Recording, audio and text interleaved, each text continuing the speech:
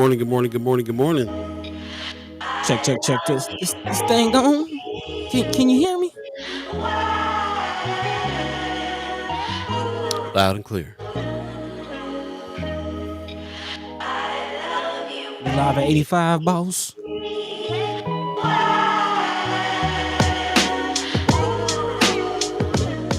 Oh yeah. First Guy Omaha Radio, First Guy Omaha in the morning. In the morning.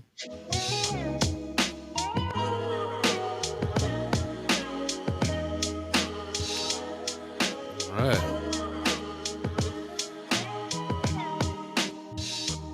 Is it Friday? Yes, it is. Glad you didn't. Yeah. I had to look myself. I'll be honest. Kind of felt like a Wednesday a little bit. Does feel like that. But it is Friday, April 5th, 2024. Thanks for joining us. Welcome. Fresh edition of First Guy Omaha in the morning. In the morning. My name is Paul Beeee. He's Buddi3 Da Gawd. Hey. Time to get this party started. Man, it's Friday. You ain't got no job. Come on in, First Guy. Hey, how's it going out there this morning? Yeah, it does not feel like a Friday, but it is Friday, April 5th. Yeah, Thanks for joining us. Oh, we know it's Friday now. Leia Keith is in the house.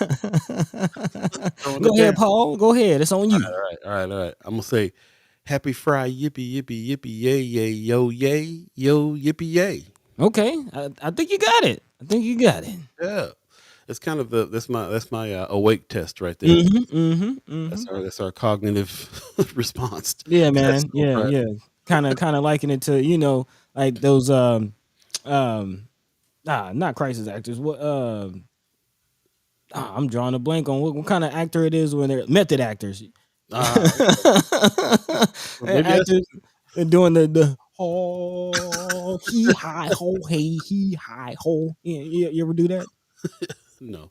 I think Michael Scott used to do that. Oh yeah, Michael Scott had a whole routine. Yeah, the broadcast journalists be on there. A-E-I-O-U and yeah, man. Yeah, you gotta get the vowels out. Gotta get it right. Sandy at the seashore and this, whatever they be saying. Yeah, man.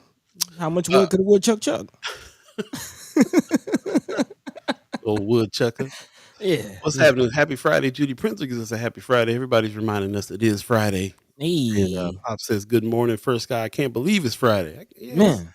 Don't feel like a Friday. All right. Amy H. No Dot in the house. Good morning. Back in Nebraska. Finally. Okay. Oh, I thought you were still right near the beach. Welcome back. Glad that you're back in town. We need to connect for sure. As soon as possible. Yes. Big time. Yeah, I was a little bit jealous. He was out there in the West Coast hanging. Man. I was like, man. Yeah. By the empire. Marlon Harrison in the chat says, thank God it's Friday. First Guy family, all sound and visuals are good on my end. Appreciate it. Okay, thank you. Thanks for letting us know. Lady Casey gave me a round of applause because I did the yippee yays right. I'm going to take that. Probably not, but I'm going to say that anyway. Yeah, Ariel's 402 said, not method acting, field sobriety test. Rub your stomach and pat your head and say rubber baby buggy bumpers. There it is.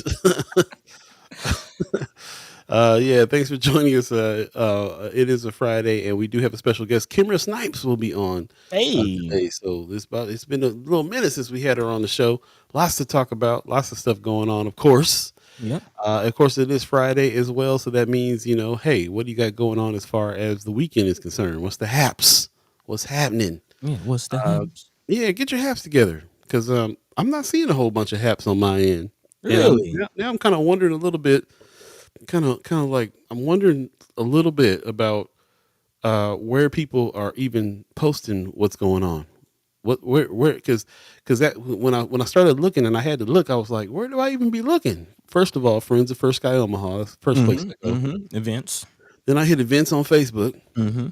And unless they're like people I know and in my feed, I don't really know where I go after. I mean, I go to Omaha Buzz if I want to check out what's happening musically around, Mark Manor. But other than that, where do people post their stuff? I found myself looking around to people who throw stuff like 95.7 The Boss got a Mother's Day thing coming up. Yep. and so grab that one. But that's me going to 95.7 The Boss, grabbing that. So Directly. yeah, where do you guys get your information on the haps, on what's going on? It's just in your feed as well. Ever since the readers stopped printing, we don't Man, really have a central place to go find out stuff like that. read my mind. So yeah, so if there's art exhibits, if there's things going on, this I know First Friday's coming up, so that's another one. Go to BFF and find out what's going on with First Fridays. Mhm. Second Fridays is happening the week after that on around Vinton Street. So there's a lot of flyers and stuff that go on there. Art world, music world. Where do you go? Where do you go to find out Yeah. what's going on? Yeah, especially if you're not, plugged into the scene. If you don't know the players, how do you keep up with that stuff? I do know. Shout out to Kira Marche and the Fabric Lab crew. I Hmm. think they have, or she has some events coming up. Pull up Um, and vibe. yeah, yeah, yeah, yeah. Those are a couple of day events. But yeah, that's a great question. Where do you find things? And I'm trying to think. There's like some event websites. I can't think of the name though. Mm, Um, I want to say StubHub, but that's not it. mm. I don't know about that. Yeah, yeah, yeah. LinkedIn. Where y'all at? Where y'all at? Let us know. Good question. Yeah, let us know.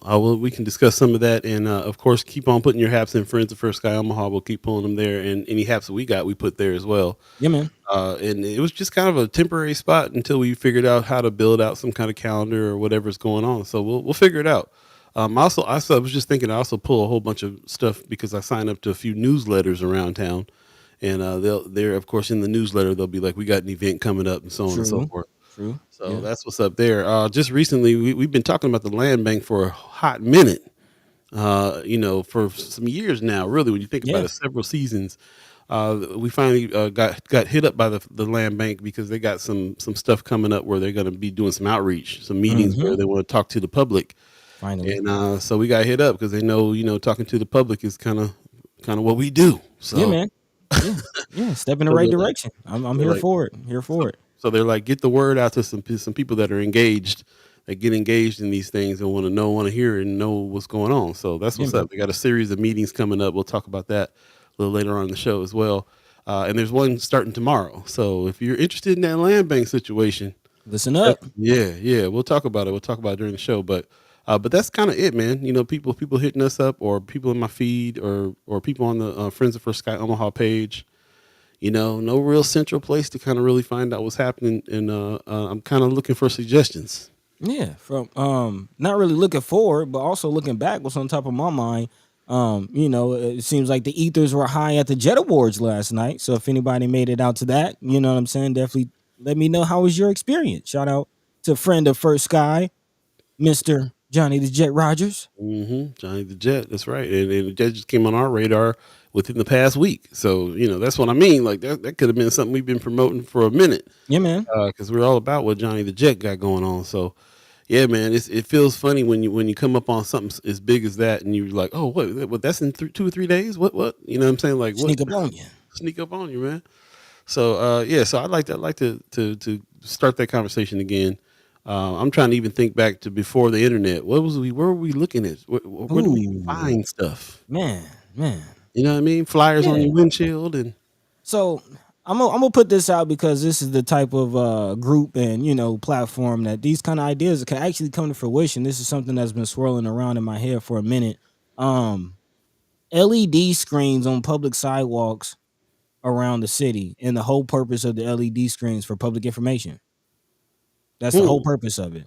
It's no, it's not selling ad space. I mean, maybe there's a opportunity for low cost ads for community groups and organizations having events that could even maybe help pay for it.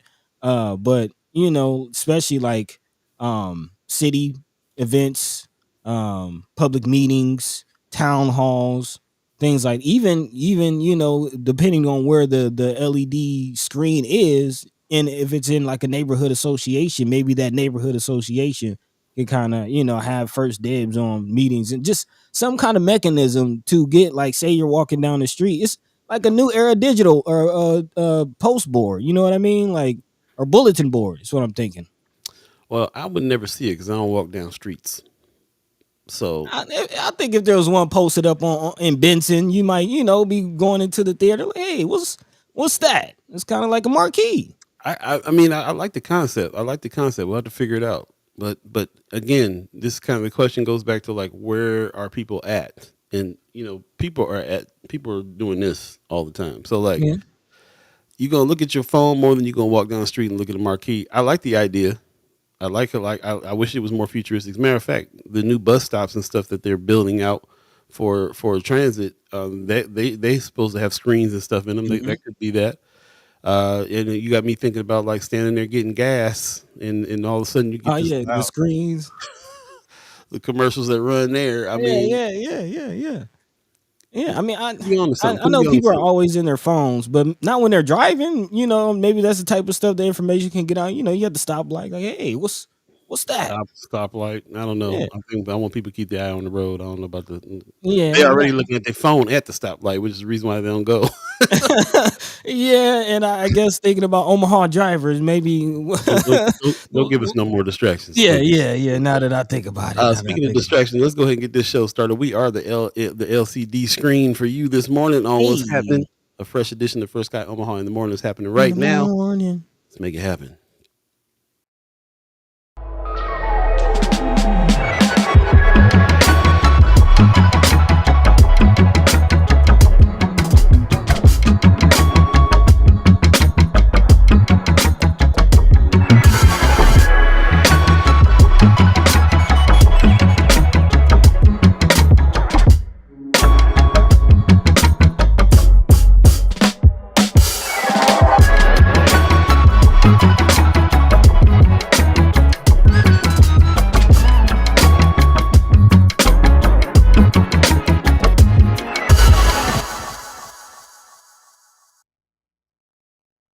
What up? What up? What up? Good morning. Good morning. Good morning. Once again, you're listening to First Guy Omaha Radio. First Guy Omaha in the morning. In the morning. Paul B, Buddi3 Da Gawd. Hey, All of you hey, chat chambers, ghost listeners, radio listeners, let us know how the mix was this morning. Club 630. everybody.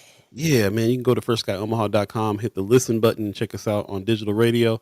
As a matter of fact, while we're talking about it, and you in the car, you can do the same thing. Go ahead and Bluetooth that your phone up to the car, and rock out on some First Guy Omaha radio with Yeah, you man. in the morning. Good vibes. More we get more digital radio listeners, and we will be more inclined to put things like haps and stuff that's going on around town on it. So let us know if radio is a place where you get it. You get in your car and turn on the radio these days. Where do you get your info? Where do you get your haps from? It's a good Mm. question. And where you going for your jams? You know, are we at that? Kind of a few people I think mentioned Spotify and a couple Yeah, other things. Yeah, where you getting your jams? yeah. I'm against Spotify. Definitely. Yeah, I'll be honest. Most of my listening is on YouTube. Oh, okay. There you Yeah. go. I'm on Apple Music. I've been incorporating that ever since Tidal got sold. Tidal. I was a Tidal head in the beginning. Mm-hmm. When Mm-hmm. it was black owned. As soon as it got sold and started it got kind of Yeah. funny. And I was just like, let me just go on and switch Back up. away slowly. Tamika Renee in the chat said, good morning, Paul and Buddy. What's happening? What's happening? Hey. Good morning How to you doing, you. sis? Ariel's 402 says, if you have fiber optics running to your cable television, they can hear, see, and have the temperature in the room. Mhm. Man, No, okay. you didn't read it right. You didn't I read it did. right. I didn't. No. Okay. If you have fiber optics running to your cable television, they can hear, see, and have the temperature in the room. Got it. Got to look at the capital letters. It's Put some whole them. spin on it. So I They. get most of my new songs from YouTube. See, it's emphasis. See, it's emphasis. I like that. He also said Channel 7 had a segment with Mr. Goodwin, question mark, that does weekend happenings. Like Sherman Wells said, everybody don't mess with Channel 7. Hmm. There you go. Everything is so siloed. I don't know if we ever will get to the point where there's a central location for information like that again. Used to No, be 3 channels and especially in 2 like radio stations. this streaming on demand era. You know what I mean? Yeah. It's not the thing anymore. It's just I like to figure this out. I like to tackle this. I think it's a big part of like the hyper local focus that we have in Omaha. The haps kind of naturally came together because of this very thing, because we all are talking about what's going on. The next, after you discuss things, the next move is action. So it's kind of natural to be like, okay, what's happening this week? As far as maybe the legislature is concerned, and maybe you got to go up and go up to the legislature for this particular bill. Like there needs to be a location where we can say this is what's happening this week if you want to do something, make a difference, or this is what's happening this week if you want to see some art, or if you want to do something fun or do something wholesome, or this is where you want to take your family, or this is an important event that's going on, like the Jet Awards, or you know what I'm saying? Like there still should be a thing, and I just don't know. You know, we don't ever act like we're the only place that you come to for information. So obviously we hop around and we do that. William King, 95.7 The Boss, I can listen to his radio station and hear four or five or six things going on Hmm. in a row, you know, just ad after ad after ad on stuff that's happening. But I don't see it nowhere else or hear it nowhere else. You know what I'm saying? So it's Hmm. like, it's almost like exclusive places you go to get information. That seems like you're going to miss some things. Yeah, I mean, really, the headquarters used to be real good. You can, go there, get some flyers, get some cards. Big Mamas, not Big Mamas, but Time Out. Time Out usually has like some All the flyer, flyers. yeah, all the flyers and posters on the doors and things like that. But again, Um, you know, everybody don't go to timeout. You know what I'm saying? no, Like, no. I'm just thinking of where when I'm in Omaha, where I see yeah. things and what's going on. Of course, there are the digital billboards and things. I think actually the Jet Awards was posted on several digital billboards Mhm. throughout the area. But again, if you're stuck in your own world or you're not really paying attention, then you might miss that stuff. Seems so haphazard when you think about it like that. Like you got to find out about stuff from driving down the street, hearing it on the radio, or looking at a billboard, or if it happens to be in your feed, or if you Mhm. happen to go get some chicken this week, or if you know what I'm saying, like But also, when I kind of put my marketing mind on, that's kind of the best approach. It's not necessarily like in your face. It's almost subconscious. The marketing about it. You might hear it in the background on the radio. You might not like consciously see it, but if it, you might glance for 2 seconds at it, and not really remember what it was, but subconsciously remember it. And after three or four or five of those occasions, you kind of start paying more attention to it. And that's actually some of the best marketing strategies is to, blast it out like that. so. Um, Then it's the source. The right. source is the problem then because they won't the source of what it is that they blast out isn't always complete. Isn't doesn't always include everybody, especially like in the black community, especially in our neighborhoods. Hmm.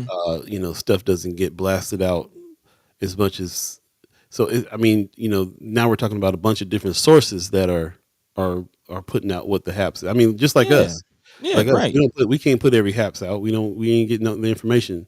Right. Right. And Right. some people are using us as a place to go to find out what's going on too. So I'll put it like on this: both sides of it. if you have an event coming up, don't just put it in any one place and think you did something. Don't just put it on 95.7 The Boss and that be it. You have to have a multifaceted approach to your marketing plan. If that's what you're gonna do, it has to be all of those things. I need to hear it on the radio, and then when I get out of the car from hearing it on the radio and go to give me some time out, go to give me a Big Bob, see the poster on the door as I'm walking in. Then I'm walking down the street, see a flyer on the floor. Like it needs, I see a billboard. Like it needs to be everywhere if you're going to market correctly. That's really the whole approach. So Yeah. there's your marketing minute. Hit my cash app. Thank you. Let's jump into what we're going to talk about today. I see Kimara Snipes in the chat already saying good morning, y'all. We will have her on shortly. Yes, Kimara, yes. Kimara Snipes, a special guest coming on today and talk about a few things. So get your questions ready for her as well. And you know, we got a lot to talk about, a lot to catch up on with her for sure. So Definitely. stay tuned. Mama God says good morning, good morning, good Hey, morning. my dudes. Yep, my Duke's in the house. Let's talk about what we're gonna get into today before we get Yeah, man. Yeah, man. There are a lot of things to get into today. As Paul mentioned, we will be giving you some information about this community informed policy meeting coming up with the Omaha Land Bank. That's something that we've been definitely paying attention to lately. Big shout out to my man Don Curry for tipping us off to the process. Again, one of the first people, to actually get some property and start developing from the land bank. So we'll definitely talk about that. Also, speaking of property, this is a very interesting situation. Still following the money, still controversy coming out of the whole LB 1024 situation. Apparently, a property owner and business owner in the Omaha area, specifically right there on the Deuce, will be suing the state behind, again, their failure to secure a grant. Again, they apparently, according to the DED, didn't rank very high but they're calling foul on the whole process altogether, and as a result, are suing the state. So we'll be getting into that. Here we Also go. speaking, yeah, man, yeah. Also, speaking of the state, a lot of things coming out of the legislature that we should be talking about and paying attention to, especially the blue dot situation here in an election year. Apparently, Trump and Illin Pillin, and emphasis on the Illin, are teaming up to make Nebraska a winner take all. That's definitely something we would love to talk to Precious about if she's tuned in, if she's listening, or if anybody is, have her on speed dial, hit her up, man. This is definitely something we would love to hear from the elector about, again, Nebraska possibly becoming a winner take all state. Judy Slama also tied to this whole situation. Also, speaking of Illin Pillin, we got to talk about this whole Pillin Family Farms situation. Nebraska Flatwater Free Press dropping another doozy on this whole nitrate family pig empire situation. And apparently, Pillin is trying to change some bills about the permitting process for pig farms and agriculture. Which is something that we've been worried about. Again, the biggest pig farmer being the governor. What is the agriculture department going to do? We'll definitely have to dive into that. Also, tragedy struck at one of the Pillin Family Farms locations. Apparently, according to the Omaha World Herald, a teen was found dead, again, at the one of the Pillin Family Farm facilities. So, again, we will dive into that situation. Also, again, we're still looking at the mayoral race. There's a lot of movement with that. Of course, we talked about Brother Ewing, who will be challenging Mean Gene in next year's mayoral race, but also Mike McDonald, who is reported to be thinking about running for mayor. He had another press conference talking about his change of political party, which is, to Paul's point, is always interesting when they have the whole news fair and rollout of somebody changing political parties. Is that really necessary? But there's a lot of controversy behind that. So we'll talk about that and more. As always, if there's anything on your hearts and minds that we're not talking about, feel free to drop that into the chat, and we'll try to get into some context of that. Let your mind be free. Let your voice be heard. And in the meantime, between time, Paul B, what's the word? Can't hear you. No words. Got it. Just want to say, don't forget we got special guest Kimara Snipes coming on today. She's going to talk to us a little bit more about what One Omaha gets down with for one thing, but also give her a chance to talk about her race for school board. She don't really get to hear her talk about that too much. She's been on the school board before, and she's ready to go back, and she's going to be running for that. So we'll be talking to her about that and a whole bunch of other things because she is the consummate researcher. She's at a lot of these meetings, taking a lot of notes. And of course, we can't let her go without talking about some neighborhood association business as well. So lots to talk to her about. Get your questions ready for her. I see Ariel's 402 is in there with the lyrics this time around. Extra, read all about it. One of the young woman, single and free. Experience in love preferred, but will accept a young trainee. All right, what song is that? I kind of got the melody in my head a little bit, but can't quite put my finger on it. I get my news from the one ads. Tony Johnson in the house. Good morning. Says I contracted learning communities about CEO being reason for Omaha paying a settlement and why they will still have him on staff. Keep getting no comment response. Learning communities. Okay. Talking about the Gerald Coon situation. Is that tied to the Gerald Coon settlement with the city? Yeah, not really sure. Yeah, okay. Y'all chiming up about that. Let us know. What's the real concern? What are your thoughts? What's the story here? Yeah. Gwen Easter gives us a good morning as well. Appreciate you coming on in this morning, Miss Easter. I see Facebook and YouTube working, so do us a favor, share the show, and get as many people in discussing things today as we can. And also, if you miss any parts of the show, you can always go back and check it out on Facebook and YouTube. Check out all the chats when you do, and we'll talk about that a little more a little later on too. It is Fridays, and get your haps together, and that kind of sets us up for what we're going to be talking about today. So, you want to go ahead and jump into something before our special guest comes in? Yeah. Before we, I guess we can jump into this whole mayoral situation real quick. Just a quick mention because our guest actually ran for mayor at one point. So yeah. Shout out to Kimara. As we get prepared for her run into the school board, let's talk about another run that we're out for. Even though it's a year out, something we should definitely prepare for, this mayoral race. Again, the primary is not until 2025, but that's not stopping a lot of names and a lot of news from rolling out already.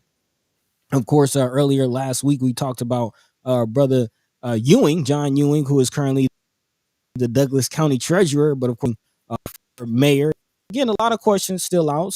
Again, a lot of people still somewhat skeptical, and getting a little more information about what he's running on. The real issues are, of course, as the Nebraska channel of River County is saying that he vows to restore public trust to the mayor's office. And I guess I'll just put it out there quickly. I feel like I know the answer, but I want to ask you: do you trust the mayor? Do we trust the mayor? Will we like to trust our mayor in the city? And again, in the 17th year as Douglas County Treasurer, John Ewing, who is actually a former deputy chief in the Omaha Police Department, if you didn't know, is the first Democrat ready to take an incumbent Republican, Gene Stothard, and Ewing has come out swinging. Again, he says, I promise that I will be transparent, that I will restore public trust to that office. He also says, what I will suggest is when you make promises on the campaign trail, you should keep them. And there are some promises that were made in 2013, calling out Mean Gene about eliminating the restaurant tax. I do remember there was some conversation about that in 2017 about the streetcar being on the ballot for the citizens of Omaha. First, the streetcar, of course, which Ewing says will now cost upwards of $400 million. He also says, I believe it's a great opportunity for economic development, something that's been a big buzzword around here lately. He says, I just believe it's too expensive and we should not have done it without a vote of the people when it is that expensive. He also says that anytime you create additional debt, that money comes from somewhere. We are going to pay more, even if it's not a specific tax increase for the project. So again, he's questioning some of those pet projects that I've been mentioning as far as why it will be interesting for, Mayor Gene Stothard to run. Again, a lot of development, a lot of changes in the Omaha area. And he's calling that out. Again, he does have a great point about the whole streetcar situation. And I am wondering, are people growing tired? Again, Mayor Stothard is the longest running mayor in Omaha history, if I'm not mistaken. She's going for another one, a fourth term, if I'm not mistaken. Another one. So again, now this is interesting.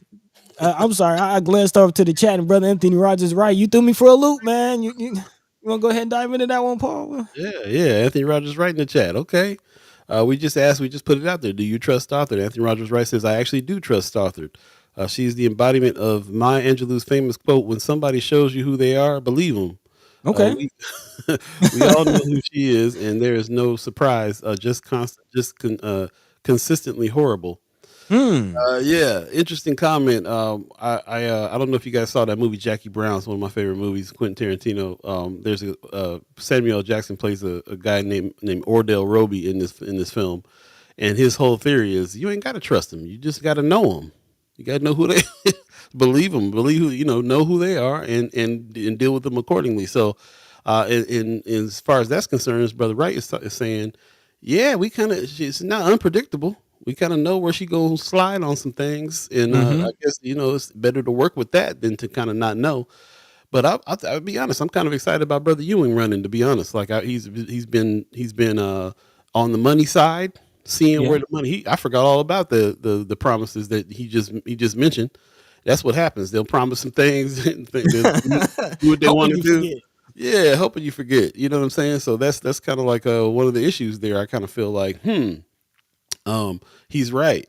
He's probably been following the money a little closer than most of us have, being in the position that he is. And so, yeah, I can see that if you were to really, pull up the receipts, would you, what kind of trust would you have, in that seat right now with her? So, and I also think it's pretty relevant. We weren't really going to talk about this too long, but it was kind of relevant just because like one of the other people running for mayor had the big fanfare with turning, changing to the Republican Party right as he is announcing his run for mayor.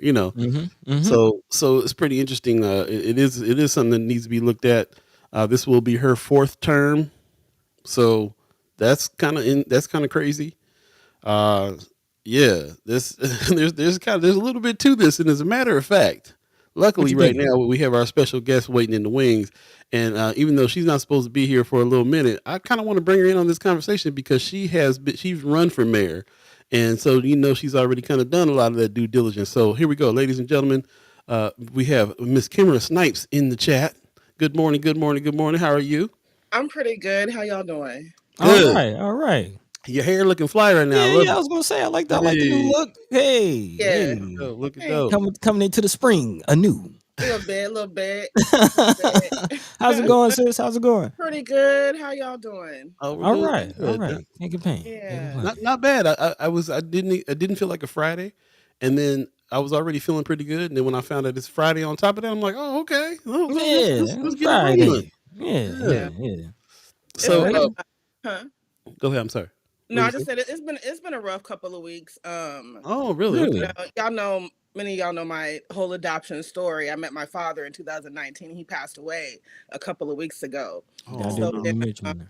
just kind of like navigating that as sort of a new person in his life and vice versa, but we had gotten pretty cool. So it's been interesting, but it's been kind of fun too, because just finding out like more about my family. I think I told you, Paul, like instantly how like I found out that I'm related like Shirley Tyree, who actually was on the school board. So that's Mm-hmm. Mm-hmm. very exciting to me when we talk about just like legacy and even just like DNA, you know. So it's just Yeah. very interesting to see certain things and hear these different stories about my dad. I run into people all the time who knew him, and I'm Mm. like, dang, like my son tell me I know everybody else. My daddy knew everybody, you know. So it's just been interesting, mostly fun, but just navigating this space of like I didn't even know how I was gonna feel and all these different things. So Yeah. yeah, Okay. I'm glad Okay. you started with that because that's like nothing nothing on the outside of us matters unless we until we really are dealing with what's going on personally, and yeah, that's a lot happening for you right now for sure. So yeah, prayers go out to you in the family about the passing, Mhm. but I'm also glad that you got to meet him and stuff Right. first Right. and yeah, develop a relationship. That's what I'm yeah. thinking. And it's really interesting that you've meeting more members of the family that are in the community like that. So I can't wait to hear the stories there where you guys Yeah. talk Mm-hmm. I and reached out to Kathy Tyree on Facebook. I was like, hey, like, I don't know you, and this is gonna sound crazy, but yeah, Hey, that's it's Omaha. You know how we get down. That's my cousin. That's yeah, my hey, no, cousin. I never had that before because both of my parents, my mother was from Louisiana and my dad was from South Carolina. So they didn't have like family here. So I never Mm. really had that. So now I'm like, oh, sheesh, I need to know who my people are. I'm still single out here. Shoot, I still Hey, want to date. You know what I'm saying? it's an Omaha thing. You hey, gotta be I got careful. I Now got I gotta stories. cut it off until I do some more DNA research. There you That's right. go. There I you got go. stories, Kimara. I've been on dates and been like, wait, who your grandpa? I've been on dates. Oh gosh. Hey, So you gotta look, have those conversations. and now I Yeah. know you say it's an Omaha thing. We say it's an Omaha thing. We crack up because it is an Omaha thing, but it's really an Omaha thing. If even Kimra's going through it with her background situation, like you can still run into family members. Man? It's a trip. It's a Yeah. trip. Hey, we all fam. We all fam. But You it's know. also exciting. It's exciting to meet new folks in the fam and realize who's Oh, yeah. connected. And it just Yeah. to me, it's the reason why Omaha is Omaha too. Like we talk about it like it's just a community, but it's Omaha is actually more than a community. It'd be family. Yeah. Yeah. Yeah. Yeah. I mean, when you think about South Omaha, when they talk about South family, right? It didn't start because of a gang. It started because of these family connections that existed. I tell everybody all the time, I'm the only person from South Omaha that ain't related to everybody else in South Omaha. You know, That you so know of yet. Right. That part. Yep, yeah. I wanna give a shout out to I see Bo Youngblood in the house. He said good everything. He says from Highland today. So he's representing the H man. We got Highland boys in the house Hey. out in the West Coast. Appreciate you. He gives you a hey Miss Snipes. I can hear his voice too saying, hey Miss Snipes. hello. Hey Miss Parker. I know what you're doing there, Bo. I know what you're doing. Oh my Oh, geez. Oh, geez. hilarious. Yeah, I'm gonna Uh leave that right there. I'm gonna leave that right there. let's see.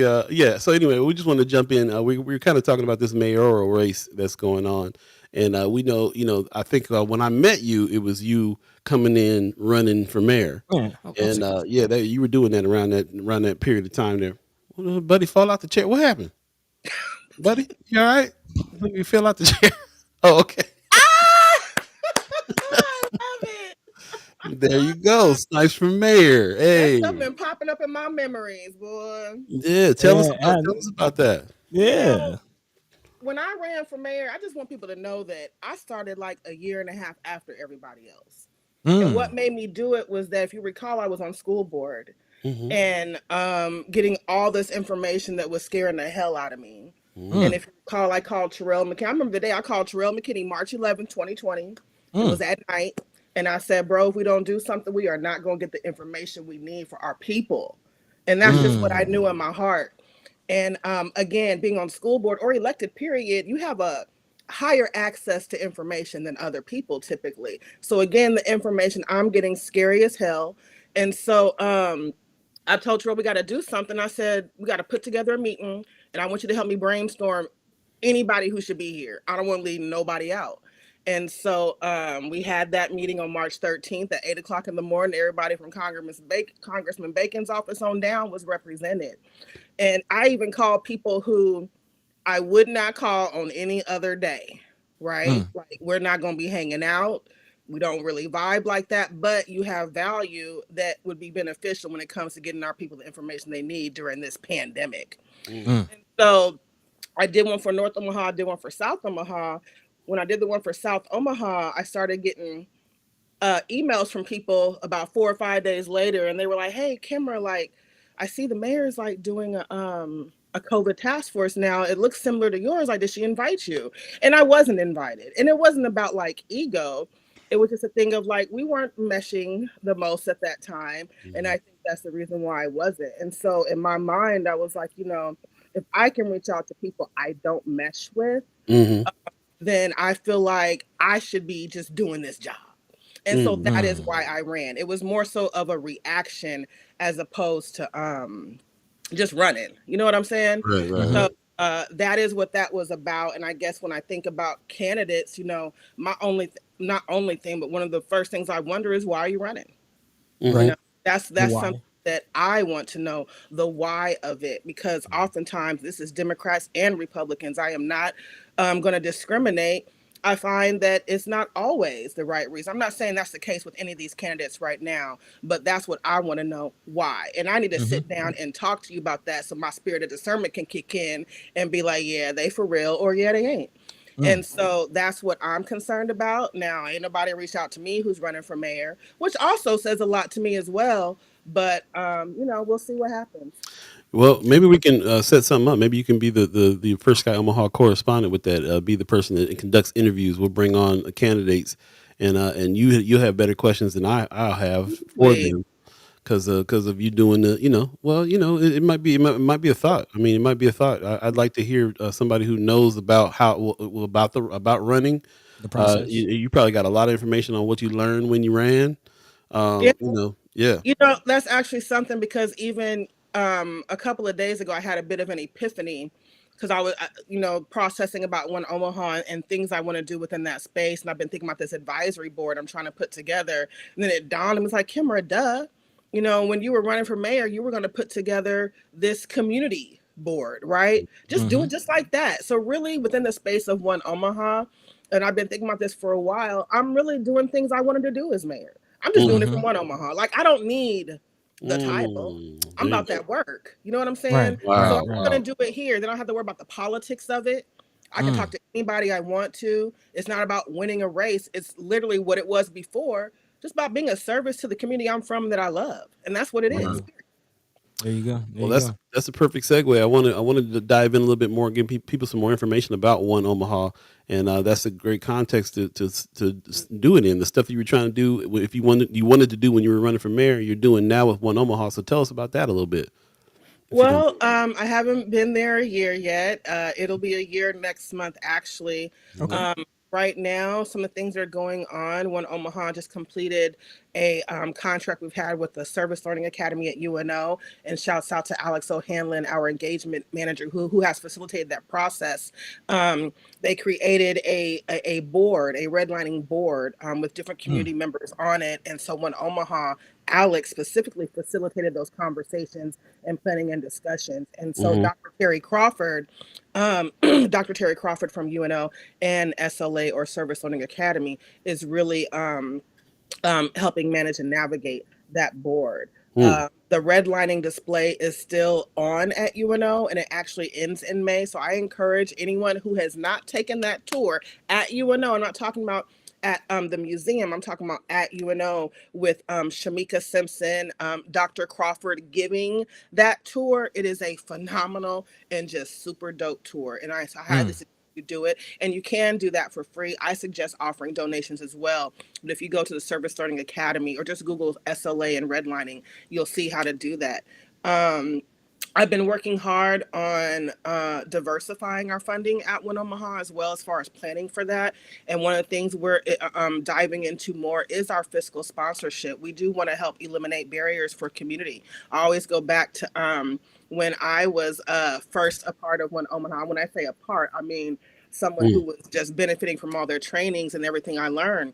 Mm. So the fiscal sponsorship piece of it, which first Kai can speak to some, but again, providing opportunities, but not just providing opportunities. There are a lot of nonprofits that pop up that I feel like can actually just do programming through a fiscal sponsor, right? As Right. opposed to Mm. going and starting a whole new nonprofit, which is also, consumes a lot of your time and energy as well. For real. Yep. We're still working on our capacity building. Alex manages our services with that. So she's working with the organization on their strategic planning. She's working with Dundee Memorial Park Neighborhood Association. And Mm. so she's going to be facilitating engagement sessions with them. They want to do some crowdsourcing, and eligibility assessment and things like that. They're doing a creative district eligibility assessment as well that Alex is going to help them with.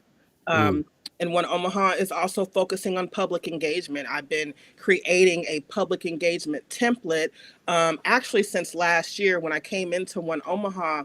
Hmm. Almost instantly, I started getting telephone calls from MAPPA and CHI and these different places. And I'll be very honest, like, I didn't know why these folks were calling. I'm like, what do they want from me? No.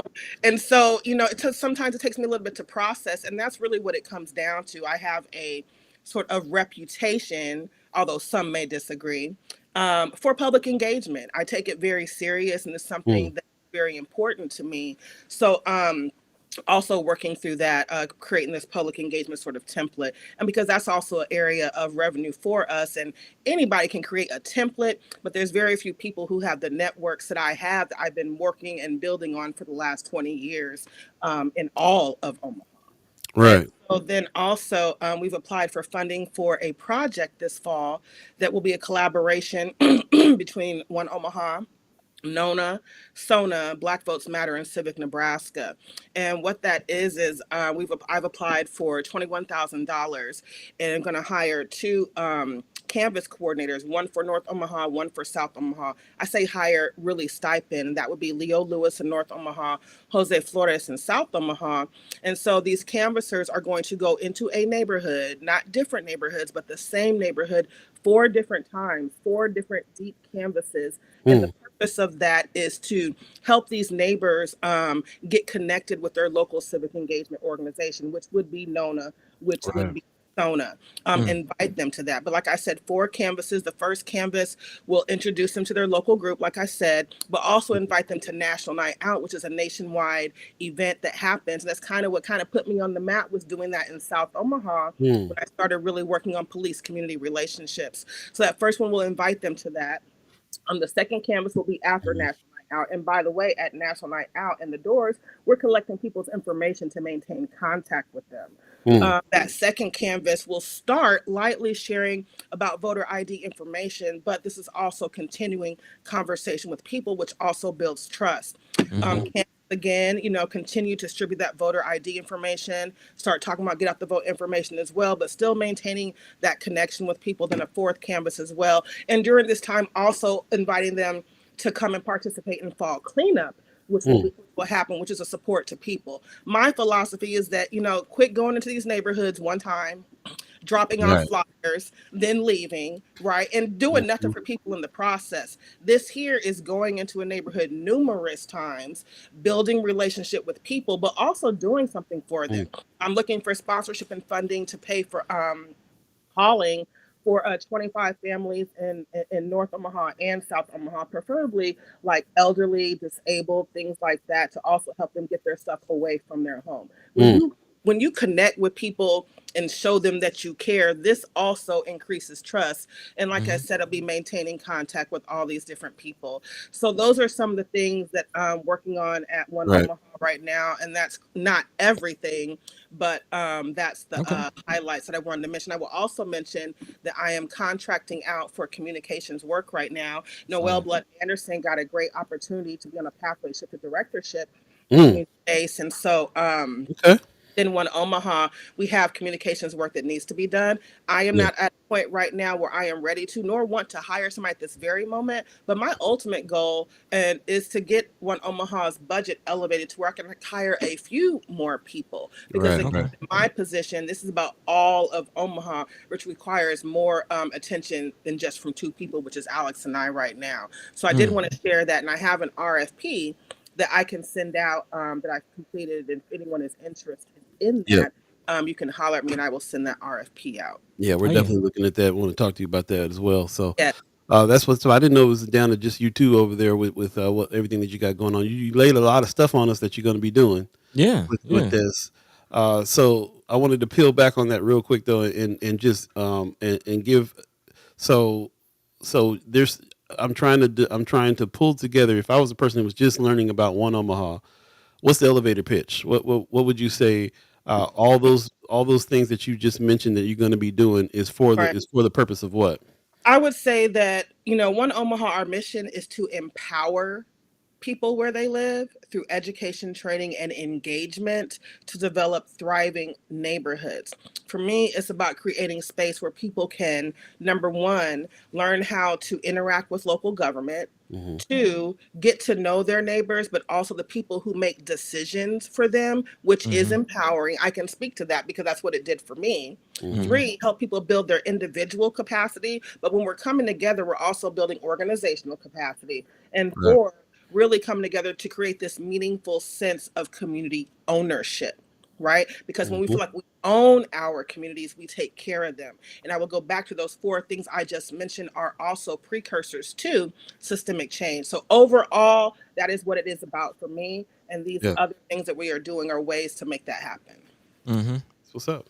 Yeah, yeah, I can definitely see all those things going towards getting people more engaged, and even through this endeavor, having big shout out and a thank you, to you and to the mayor or to the senators, and to all the other elected officials that we have here on the show, and having access to them does empower one. So, Absolutely. yeah, yeah, I I remember definitely agree. I'm sorry. No, go ahead, go ahead. I just remember going to Sona for the first time I became a member of my neighborhood association. And so then like the president was like, I go to these Sona meetings once a month and maybe you could start going in my place. And I go. And I remember my first one going, like Heath Mello was my state senator. He was there. Gary Gurnett was city councilman. He was there. Mike Boyle was my county commissioner. He was there. And I'm in Wow. awe, like, oh my gosh, like, oh my God, that's what I'm Your thinking, heads in there. right? But then Mhm. over time, and I say this all the time, this sounds funny, but I learned these people put their pants on the same way All I right, do, all one right. leg at a time. I sit You on the bed and realize pull them up on people both are legs, just as but smart, huh? said I sit on the bed and pull them up on both legs because I'm You so old. funny. I can't stand you, Paul. But you get what I'm saying though, right? And Mm-hmm. you Yeah. see that people aren't as smart as you. You start to engage in conversation. Now you're more comfortable and now you're more empowered to use your voice. And it's just not intimidating anymore. And so I Mm-hmm. always say, imagine a city full of Kimaras running around. Some of y'all might hate that, but when we talk about just at least when people come to me, they tell me I'm authentic. They Oh tell me yeah. when I say I'm gonna do something, I do it. So when I think about that and just thousands of people running around just like that, which we can have, that's Mm-hmm. exciting to me, and that's what I want to see, and that's partially why I do this work. Yeah. Being the That's what change you like to see. That's we, a beautiful thing. well, we And want to see that too. it's funny that you kind of mentioned about meeting your elected officials, and when people have this high station, it's just kind of a mental thing. It's a human thing to put them on that pedestal, and it just is what it is. But you kind of start to break that down, and yeah, you recognize that they're human just like you. Yeah, And on the flip side, it's interesting when you think of like what even causes a person to want to get into public service and public office and run, and how do you and you know we'll jump into your run for public school for Omaha Public School Board here in a second. But again, what I'm hearing, these are the experiences, and this is the Yeah. road, the track that leads one from being just somebody in the community, just somebody in the hood, to running for office and getting engaged. Anybody and everybody could do it. So Just I tell educate Precious yourself. and other people all the time. We always talking about building the bench. This neighborhood organizing, in my personal opinion, is you do that organically. I Mm. go back to Crystal Rhodes was the secretary of SONA before I was, Okay. right? And that's why I became the secretary, because she had to leave and nobody wanted to do it. So you Mm. know me, I'll take notes. Hmm. Mm-hmm. I'll take notes, right? Yes, you will. And Yes, you so, will. and so, like, every person who's been in that secretary position has gone on to become an elected official. And that is Mm. truly where I got the desire to do it. I was Lacey Merica. No, I take that back. Crystal Rose was not before me. Lacey Merica was. Mm. And Lacey Merica was coming to SONA, and she told me, like, hey, like, I'm not running again, and I think that you should. So this conversation happened at SONA, Mm. and so it just happened like that. And to me, that's the best way to do it, because people are coming already as an association. And when we're talking about an association, these are people who are coming together because they want to, not because they're paid to do it, but because they want to do it. Right. So There you yeah, go. There you go. I would Well, also. Okay, hey, I'm no, sorry. go ahead. Go ahead. Go ahead. I was just gonna say, for one, Omaha too. Actually next week, the International Association for Public Participation is having a conference here, and so I'll be presenting at that on authentic allyship, but also on building engagement with neighborhoods, utilizing our assets to get empowered. So we'll be talking about these same sort of things.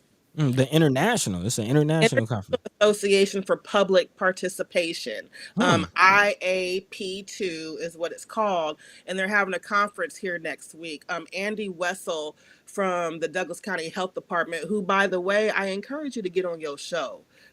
He is just super dope, especially when it talk about racism as a health disparity. Hmm. Uh, Oh, he will knock your socks off just with the conversation. okay. But he and I and some others have been kind of planning for that, and that's actually happening next week. Yeah. Okay. Okay. If you can drop the flyer, if there's some other information, drop that on Friends of, try to big that up. But okay. Thanks for that heads up. Go Before ahead. we get too far in, I just want to jump into the chat real quick. Brother Pena's in the chat.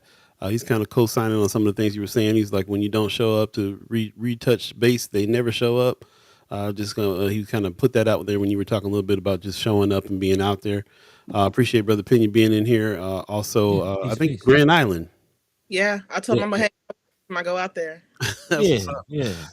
And also, if you have any questions for her, please put them in the chat as well. We're talking about a few things. Of course, the mayoral race. If you're just joining us, we're speaking with Miss Kimara Snipes. You don't know her by now. What's wrong What's with you? wrong with you? I mean, she's part of First Sky Omaha, so it's going down. So yeah, if you have any questions about any of these things that's going on, she hits all the meetings, the 360 meetings, the school board. Should be everywhere all the time. And also is executive director of One Omaha right now, which is our fiscal sponsor for when we get grants. We send them through One Omaha right now, and I can speak to the diligence at which she's kind of doing her due diligence, figuring out what needs to be reported, figuring out what needs to happen, and then very swiftly pass the money through. And the way that we've ran into some issues with that with people before with other fiscal sponsorships.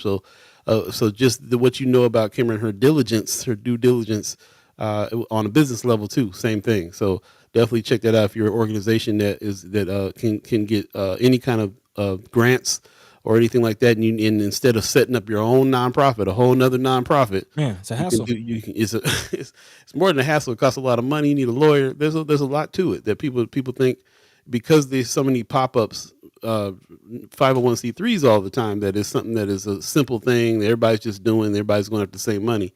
Not necessarily the case. So to partner with an organization that is already a 501c3 and has the ability to be a fiscal sponsor to you, and it's an organization that you trust with Yeah. people on it that you trust, Mm-hmm. And and your missions align. and missions align, right? Yep. I always think about that. But it's a one Omaha and First Sky. Let's see, let's see, some see, see. synergy and even in the Yeah, name. yeah. See what Yes. you did there. Yep. Yep. With So mhm, information, and to me, that's really part of the missing key. And I know I ain't supposed to look, but I saw Tony's question. mhm. Um, and I think that Well, let's put the question up real quick. He's saying that as a nonprofit director from that lens, what are the barriers of organizations getting info out to the community? I think that, and this experience ain't even just as a nonprofit director. I really think about when I was on school board before, Mm, um, during COVID, and some of the conversations that I had with administration behind the scenes about just getting out information. mhm, For one, Omaha is a very complex city. I say it all the time. There Mm-hmm. are so many languages spoken here, so many different groups here.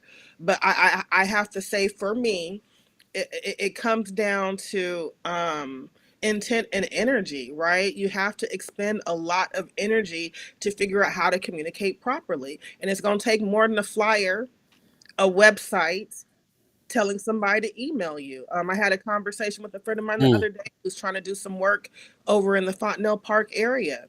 And I told him, like, he said, well, we got some flyers and we're gonna take them and drop them off. And I'm saying, we're talking about communication, Right. two-way communication, building trust with people. And I think that a lot of organizations mean well, but they skip the steps of actually engaging residents. I don't think Mm. people sit down enough and ideate. And I think too many people try to figure out everything by themselves. Hmm. Mm-hmm. You know what I'm saying? A lot of silos. Instead of asking people who may have some expertise you don't. But we get caught up in our egos. We get caught up in sometimes we're busy too, but I just would like to see more intent, more collaboration, less Yeah. of the I want to do it by myself. Because I, I, Kimara don't do nothing by herself. I tend to feel like people don't necessarily aren't explicitly going, I want to do it by myself. I think there's so many other factors involved with like you said, starting with ego, also just social anxiety, also just not Mm-hmm. knowing how to get together or not having opportunities to get together, not even thinking in terms of that because you're so stuck in trying to problem solve yourself. I mean, there's a lot of different reasons why that happens. Why we have a different all kinds of different platforms. Like you said, it's not just about giving the person a flyer. But here we are, 2 hours a day, 3 days a week, and it's still not enough, really, Mm-hmm. to talk to everybody and really kind of get on the same page. So it's kind of a special thing when people are actually able to collaborate, get on the same page. Both of their timings are right, both of their egos are down, and we can actually have a conversation. It takes a lot more than sometimes I think we think it takes. But I agree with you on. I wish that we had a whole city full of Kimmers because we need people that are that engaged and that down to want to collaborate and talk and fix it. Mm-hmm. If we had more people that were active in the same way that you are, then we would have a whole different situation here for sure.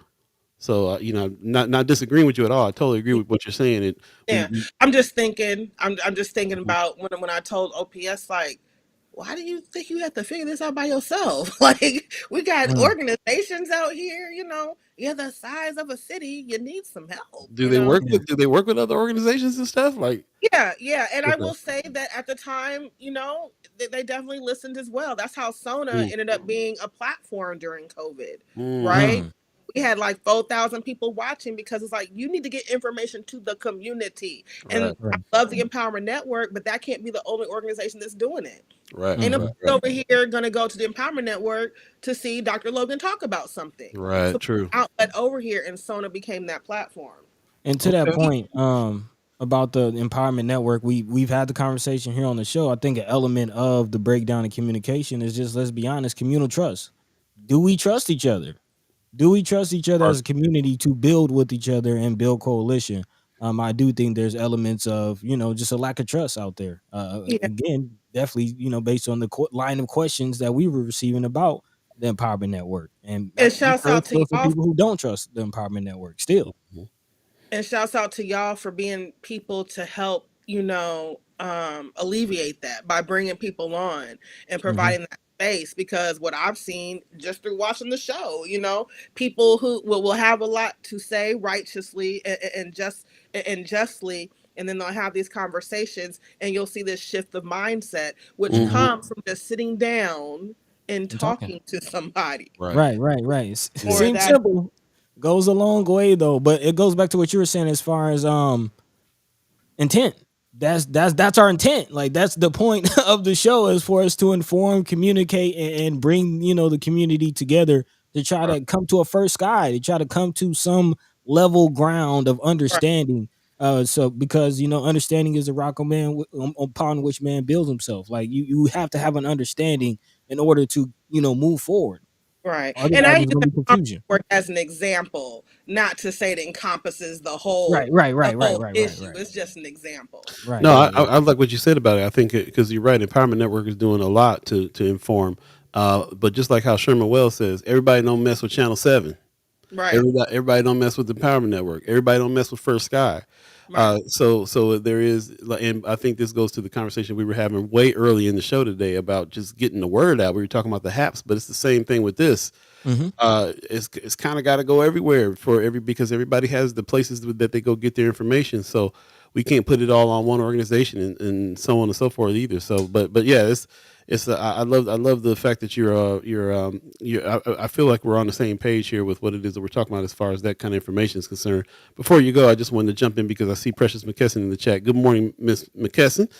We were just talking about you a little earlier, and would love to have you on the show to talk about what's going on here with some other news. But Yeah, we'll we give you like a to talk call about it. off site. Yeah, she says that's the major issue in the entire community, not just Empowerment Network. Yeah, agreed. Totally.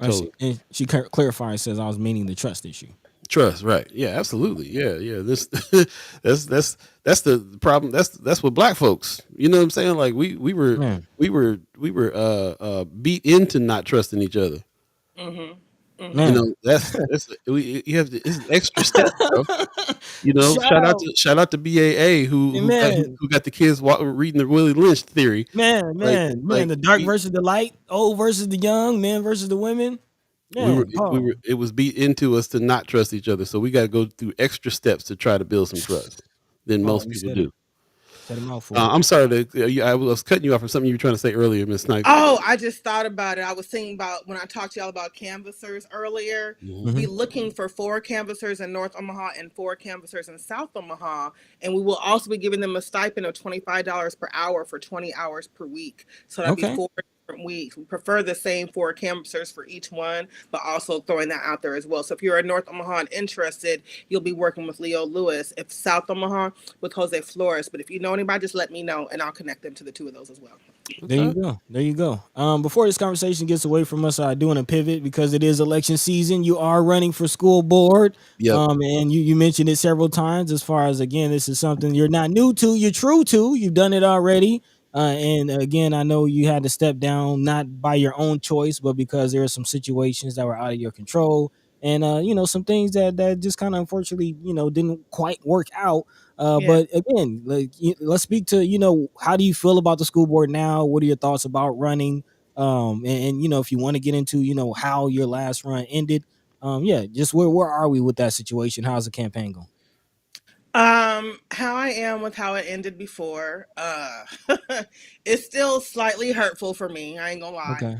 Um, but I'm excited because when I was on school board before, it was new to me, right?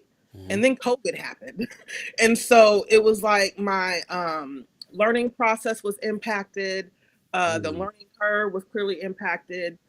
We talked about platforms the other day, which I kind of have an issue with, period.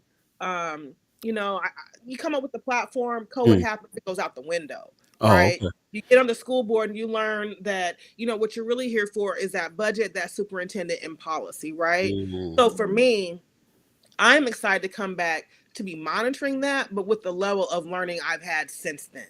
Mhm. No, Mm-hmm. I Mm-hmm. wasn't an executive director before. I Right. wasn't an accountant before, even though I say that to be funny, but I mean that. My understanding of budgets now has increased so much. And Mhm. so to bring the level of learning with me that I have, not just level of learning, but level of confidence too, because my confidence wasn't super high when I was Mm. first on school board. This is a space you're not familiar with. It can be Right. very intimidating. It was my first time being an elected official. So now to come back with this healthy level of confidence, healthy level of learning and understanding of budgets, which is so important to me. Not just budgets, but even hiring and just a different understanding of leadership altogether. Mm.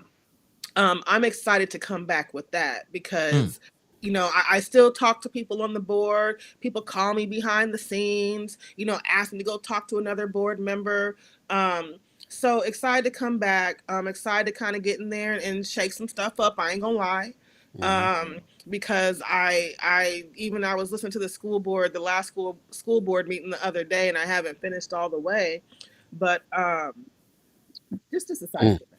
I'll just say Okay. that. It's Okay. excited to get I'm back. excited. I'm excited. I hope you get in there because I'm excited Yeah. to see what I want. I want the dynamic duo of the school board to be you and Brianna, Miss Full, Yeah. and I know there's the things that you guys are lying on too that you can really speak to. So I'm Yeah. excited about it, and I like what you're saying about having this level of knowledge now. Yeah. Your knowledge and experience now that will take Wisdom. you to another level in it. Yeah.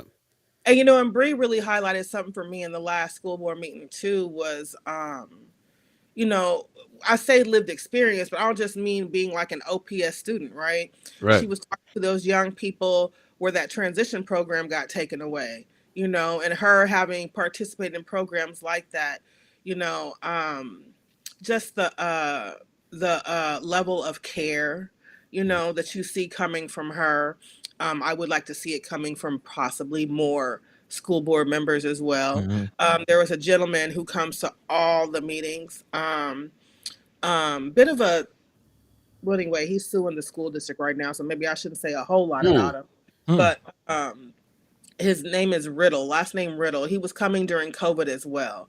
I'm not gonna lie, some of his behavior was threatening, in my opinion. But he said something last night, which he talked about not last night but at the school board meeting. He talked about people up there not really paying attention, looking as if they don't care. And I Mm. ain't gonna Mm. lie, I've been at school board meetings where I felt like it was looking like that myself, and he called some Mm. people out too. And so I'm just tired of that too. Like I want people to understand that school board members do care. I answered a lot of emails to people who weren't in my sub district because others were not responding to them. I'm tired of Mm. that too. So just excited to get back. You have ideas for a platform, holler at me. But I'm just going in there right now, um, if I get elected, with this Hmm. thought process that I have. So But Okay. Tony What? Johnson said, "Please lay hands on Ricky Smith, however you feel necessary." I Uh, condone violence, unless you mean like religious hands. Yeah, okay, okay. Hey, he might need a prayer. You might need a prayer. Hey, right. Precious hold is on, hold on. asking. Go ahead. Precious is asking Larry from Lafayette. Is Huh? that who you're talking about, Larry from Lafayette? Who, me? Yeah. Mm-hmm. Did I say something about Larry? Yeah. She was asking. I think she's asking, "Is that who you're The, talking the about?" dude, the dude Brett. who shows up, Oh, suing. no, no, no, no, no, no, no. I don't think so. Who is Somebody Larry? else. Yeah. Okay, okay. We'll just ignore that one. Just Yeah. ignore that one. I'm Uh, sorry. I guess it's a no, no. you good. Guess it's a I no. did have a question as far as you mentioned sub district. What district are you running for? 9. So I was in sub district 8 before. This is sub district 9, which is Tracy Cassidy, and so that's South High School sub Okay. district. Okay. I live on 12th and Center. If that gives you a frame of reference as well. Okay. So the other part of South Omaha. Before I was in the deep part of South Omaha, where the projects are. Mm-hmm. It also included Northern Sarpy County as well, because people remember Northern Sarpy County used to be South Omaha until they changed the law that said a city couldn't cross a county line. That's why you have all these schools like Bryan Middle, Chandler, all these schools that are in Sarpy County. Which, by the way, if something happens with your student in those schools, it's not OPD, it's Bellevue PD. Hmm. Interesting. Interesting. Paul, you had a question or comment? No, but I can. No, she got me on thinking of something else now. But Precious McKesson, Miss McKesson is in the chat saying, is that the guy who comes to the OPS? He always gives his address and his name is Larry, and he lives in Lafayette. He wears a MAGA hat, always at city council and school board. Yeah, Not the he goes same. to county commission, school board. You know who that is too. I know who that is. I know exactly who that is. He's also one of the 3 people that is the reason why the county commissioners, many of whom are Democrats, got rid of public comment. Hmm. One Oh, of because 3 of him. people, Yep. Three 3 people. people Right, Not the right. 25 people we had to listen to on school board during public comment during COVID. Not 25. And we don't get paid $60,000 a year. And we still never said, let's get rid of it. You damn right I'm pissed about that. Excuse my language, but that makes me so. Hmm. And it's Yeah. not just here, though. If you look on the news, you see across the United States that there are Democrats getting rid of people's right to just say what's on their mind. And that just Mm-hmm. baffles the hell out of me. Democrats. Sorry, Man. Precious, not you, but some of these folks. Mm, mm, mm, mm. Hey, there you go. There you go. Well, appreciate you coming in. If you're just joining us, it's 8:10 right now. If you believe in the concept of time, go ahead. Kimmer, you had something I to was say? just going to tell you about one more thing that's going on, but take your time. No, No, okay. go I was ahead. Go ahead. just letting people know what was happening here. So go ahead. So I am going to be going to Louisville, Kentucky. Mm. Uh, I don't know if you're familiar with Pamela Jolly. I met her actually through the Empowerment Network.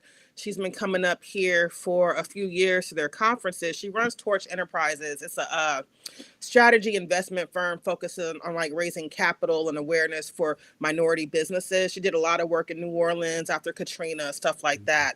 I did a podcast with her last week called The Jolly Journey. Mm. Um, where we discuss the different generations of generational wealth. There are four of them, according to her, first, second, third, and fourth generation. And I'm going down there to present to the Black Love Philanthropic Cohort. So it's a cohort put together by the Metro United Way down there in Pamela. And so I'll be presenting authentic allyship, but I've taken it and amended it and geared it more towards funders. So just like here across the US, a lot of black led organizations, and mind you, this is the place where Breonna Taylor was killed. And so a lot of Mm-hmm. black led organizations also are not receiving like equity and funding. And so we'll Mm. talk about like what authentic allyship looks like in philanthropy, some of the risk involves, discomfort, how to get past it, and things like that. So that'll be in Louisville, Kentucky, and that'll be in a couple of weeks, I believe. Okay. Well, safe travels. Safe travels. What was that again? Called the Black Love Feeling. What was it? The Black Love Philanthropic Cohort. Cohort. Okay. Yeah, Yeah. we had to look that up. Yeah, yeah, I like yeah. the Have to sound check of it that. out. Right, right, right, right. You know, it's a Love Supreme season. We all about. Supreme Yeah. season 7. Yeah, yeah, Uh, yeah, So yeah. I one, say that one- to say that that happened because this woman comes up here all the time, and we spoke at an Empower Network conference, right?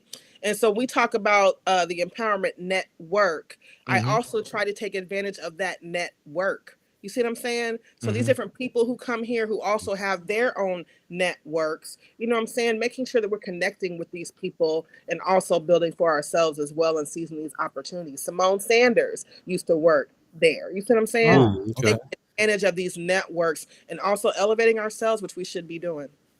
There you There go. you go. There you go. Want to jump into the chat real quick. Appreciate everybody that's joined in. Precious is saying, no, I agree. They never should have gotten rid of the comment portion. So, Mm-hmm. Mm-hmm. we were talking about that. You were mad at the Democrats. Anthony Rogers Rice said, Democrats, yes. Look at what Biden just did to the African People's Socialist Party in Florida. Trumped up charges against cop city fighters. Yes, Democrats absolutely tried to silence people who exposed that party for what it is. Um, Actually, you just reminded me of us. But Oh, before I get into that, though, I wanted to Precious is answering. She's answering her brother right, saying, "But was it Biden or city officials in Florida?"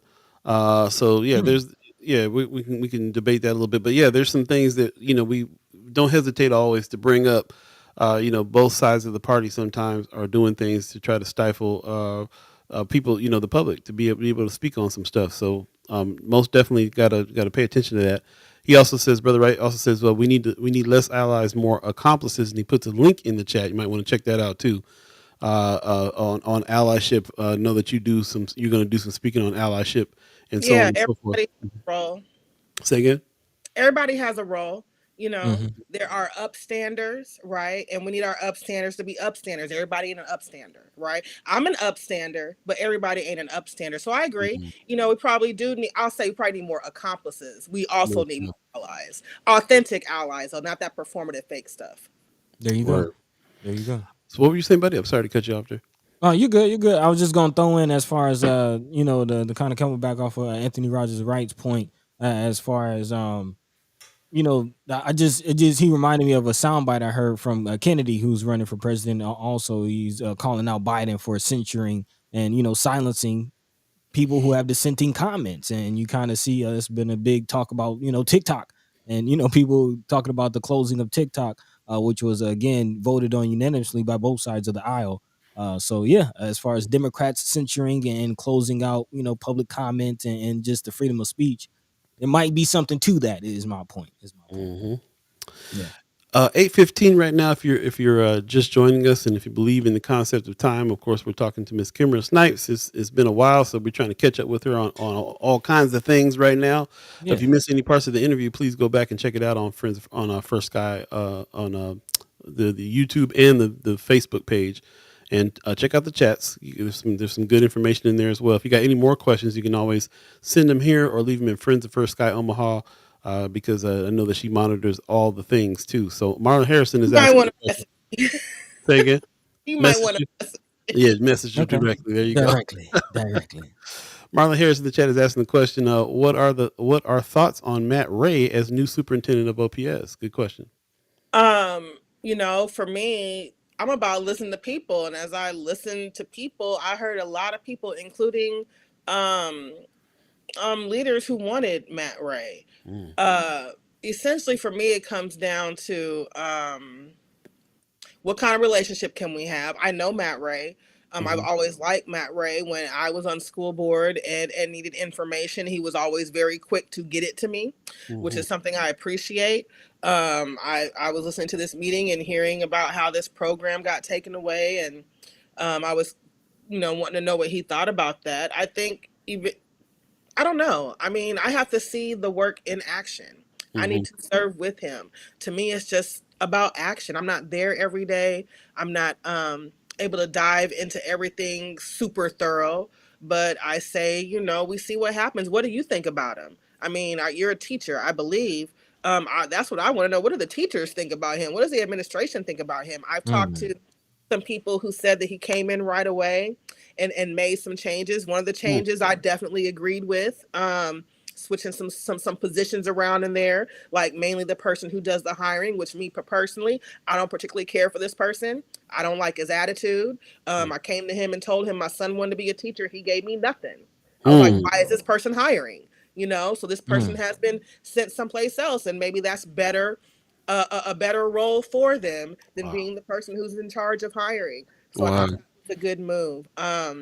I'm planning to reach out to Matt Ray to sit down and have some conversation, especially now that I'm running. The last time I went and sat down with him, he was still, well, he's still interim right now, but he hadn't officially been hired. And that was more so just to talk to him high level about neighborhoods. Now that he's a Mm. superintendent, I'm really ready to get in there because I also have a plan to get our neighborhood groups connected with schools. That's very important. The two easiest and best ways to get to families right now, regardless of how you feel about it, are churches Mm. and schools. And Churches. so Mm. I need to make sure that these neighborhood groups are connected with these organizations as well. Schools are very, very principal led, so it's very important to have these relationships. We had a great relationship with Highland and Indian Hill and South Omaha with those principals, and so I want to make sure that happens as well. So I guess that might be part of a platform, making Mm. sure all these neighborhood groups are connected with schools. That's very important to me. You the person for Yes. that Yes. for sure. Yeah. Definitely. Maybe. Also Yeah. uh, speaking of families, again, you mentioned policy is also a part of the job as a board member. And this is a story we talked about earlier this week, as far as the OPS discussing and possibly changing the policy dealing with some of the youth violence. And I just want to get your thoughts on that, as far as again those changes and what you believe could or should be done, or just your thoughts on it, as far as Now, again violence in the schools. is this about the adding like the level 4 indicator to that assault with no Yeah, injury? Is yeah, that what you're and about? yeah, they talked about possibly suspending or expelling students who assault staff, even if it's a first offense, and things like changing the code of conduct policy on a district level. Yes, yes, Yeah, I was listening. That's what I was listening to the meeting for, trying to get a better understanding of that. And I don't have the full better understanding yet. okay, I okay, thought it was interesting that it seemed like, it was more semantics, like they were talking hmm. about deadly versus dangerous. At the end of the day, let's just have conversations about why people don't feel safe. And let's address that. I still stand with Leo and them that we shouldn't be suspending our babies like that. Second grade, whatever grade it is. And so that is my understanding of it right now. I thought that when I was looking at it, I thought that I had saw where it wasn't changing any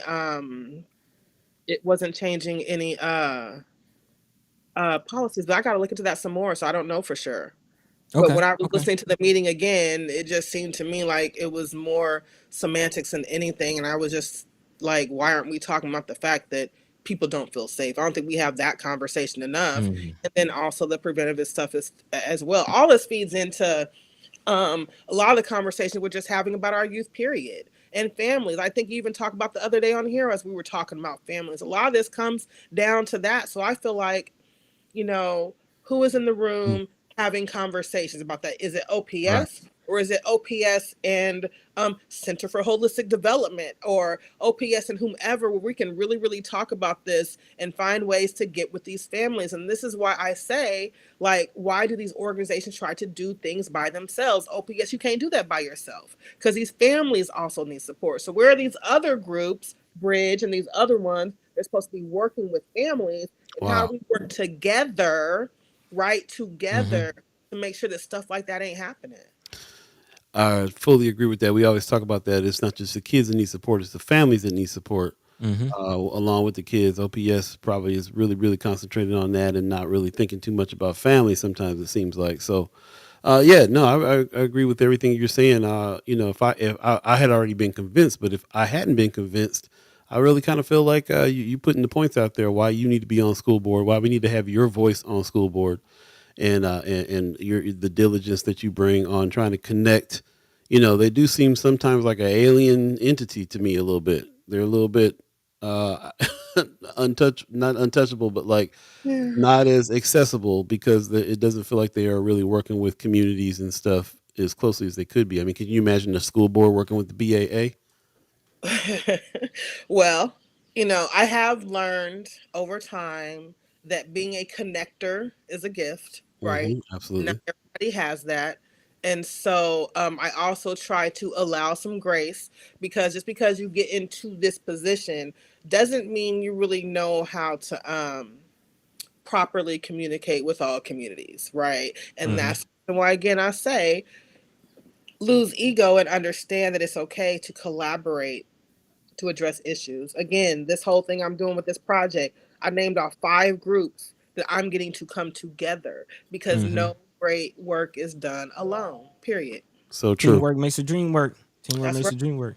We're gonna leave it there, 8:22 right now. If you believe in the concept of time, we appreciate your time. Any last words you got for the people before we move on? And if you have a Um, campaign website, throw that out. huh? If you have a campaign website, just throw that out. I don't. Okay. Not There yet. you I'm go. so focused on. I've been going to school board meetings though all this time. So, Okay, but um, you running, so skip one of the meetings and put your campaign out there now. you're Yeah, yeah, right. yeah. Right. I'm still campaigning though. I'm still fundraising. You got some money for me? Holler at me. I got a place you can put it in the Okay. bank. Well, I'll Okay. let's put that in the chat. Is Yeah, it a you got a cash out? cash What app or is? something? Yeah, yeah. I don't know if I want to do Cash App. I guess I could. I don't know my Cash App because I Get never it use. together, Kimber. Get it together. Hey, hey. We trying to help you on the campaign. Help us Trying to help help you So you. and get you some money. I oh, somebody sent me money. Okay. I don't know how to find it. Oh, how do I find my Cash App? Yeah, I always had that problem At too. I mean not at $, Uh huh. K Z like Zori or Uh-huh. zebra, Snipes, SNIPES like Wesley, just cuter. Yeah, Much cuter. much. There you go. There you go. Okay. Nino. Nino. Dollar sign K. See, hey, Miss I Night. would greatly appreciate it. I do have an opponent, and so I want to make sure that I'm able to get back in. See? Different seat, but back in. Okay. There you go. So yeah, let's help the Dollar sister out sign. if you like what you heard. There you go. Dollar sign KZSNIPES. That's the cash That's app. If you want to contribute to her campaign to If run you for want to knock on president. doors with me, let me know. I am very always concerned about canvassing and security. Times are different now. It used to be nothing for me to go knock on doors by myself, but I do think about that. My son he's like, you better not be going by yourself. I got to Man, Mm. okay, son. for real. That's He real loves love. There you he go. loves That's me. real. Mama God said, Oh, "Who's the it's opponent?" Eric Surveillon. Who? Eric Surveillon. I think I heard that name before. Isn't Bill King running too? No, he's running for Oh, board, transit he's running for transit. Oh, transit. Right. I'm getting Yeah, mixed transit up. authority. Okay. yeah, the Transit Authority Board. Yep. Okay. So yeah, we don't Which know who he is. yesterday there was a meeting put on by Sherwood at the Hilton that I was invited to Mm. about micro transit that they are getting ready to do here in Omaha, North and South Omaha to be specific. So my thought is those organizations or people out there who have transportation business, I think there might be an opportunity for you to maybe contract with Metro to provide these services. Micro transit, just like it sounds, and you can look it up, these smaller vans that also are Yeah. making it to where that you can expand your transportation opportunities. It's very beginning, so that means they need input, y'all. They need input, and this is where we come in. Bring back the As jitney stands. you sound like Dr. Polk, Donna Polk. Hey man, Um, I know some people that was making some coin. Like, I, hey, I rode the jitney a couple hey, times. I I'm all use about community Jitney, so support. Like, how you gonna shut down the jitney stands and then bring in Uber? Hey man, man, baby. bring back the jitney stand. And then Well, bring in Sherwood to solve our transportation problems. We I'm already had saying it. We had it together we already. had it. They closed it down. interestingly, so they do this in other cities, I believe Sacramento, Seattle, Minneapolis, Dallas, and some other places. And I did see in another space where the community foundation initially did do that, which is what it's looking like here. And then I believe what they said it was that eventually the transit authority takes that over. Of which Clarice Dombeck is running for transit board. Yep. So we Yeah. had her. We So had her. in there yesterday. Oh, it I'm was sorry. good. Say again. I was wishing the candidates were able to be there yesterday. It was good. Mm. And She is. We had her on the show just recently. If you missed that interview, go back and check that interview out with Clarice Dombeck. She gave us some good information. We're going to have her back again because apparently she was learning and taking notes from the conversation that we were having. People were throwing out suggestions, chat I chimers. try to throw out some gems, Yep.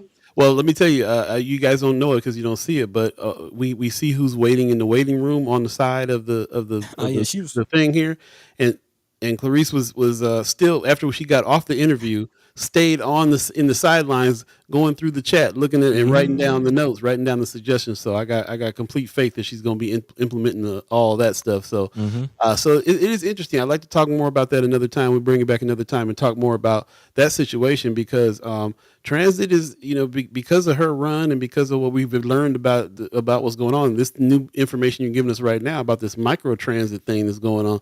This is going to be a big deal, and I'm loving. I'm hoping that the right folks run it because I think it's going to be a massive piece. Not to mention the streetcar situation that was there. That's happening as well, and how Justin Wayne had he said he'd vote with it if you extended it over the North Omaha.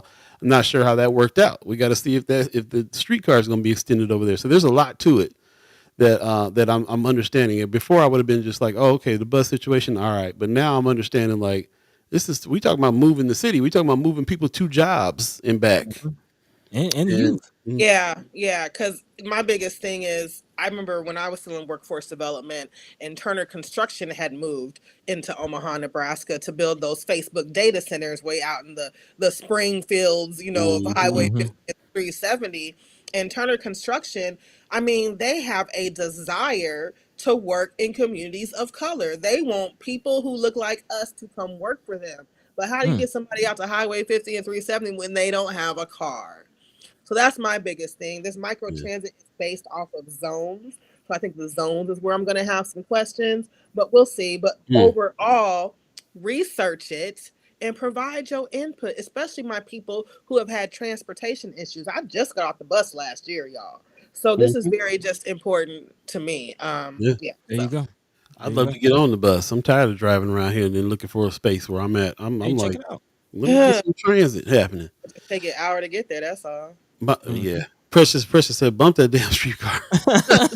It moves east and west, not helping north to south. Okay. Yeah, I feel you. It's all wrapped up into one. I mean, it's all gonna be part of this whole situation of the new buses. all the stuff. 4th And Street, the next street that's been targeted for rapid transit. So yeah, There you go. I guess we still not fans of the streetcar. Yeah. Before we get out here, Wanda Lewis says they've done it before. There was a micro transportation company on the upper floor that used to take people to appointments in Community Alliance. I used to do that. Their dispatch. Hmm. They went through the state caseworkers for payment approvals. Interesting. Hmm. So, Interesting. Interesting. Precious Yeah. says we need better transportation for disabled community members for sure. For Yeah. sure. Got to talk about transit. Yeah. Yeah. It's a real thing. It's a real thing. Gotta Love to keep it have moving. Brother Bill King on too to talk about his thoughts on it. Mm-hmm. I wish we could have Brother King on, but he'd be having his show on the same time. Yeah.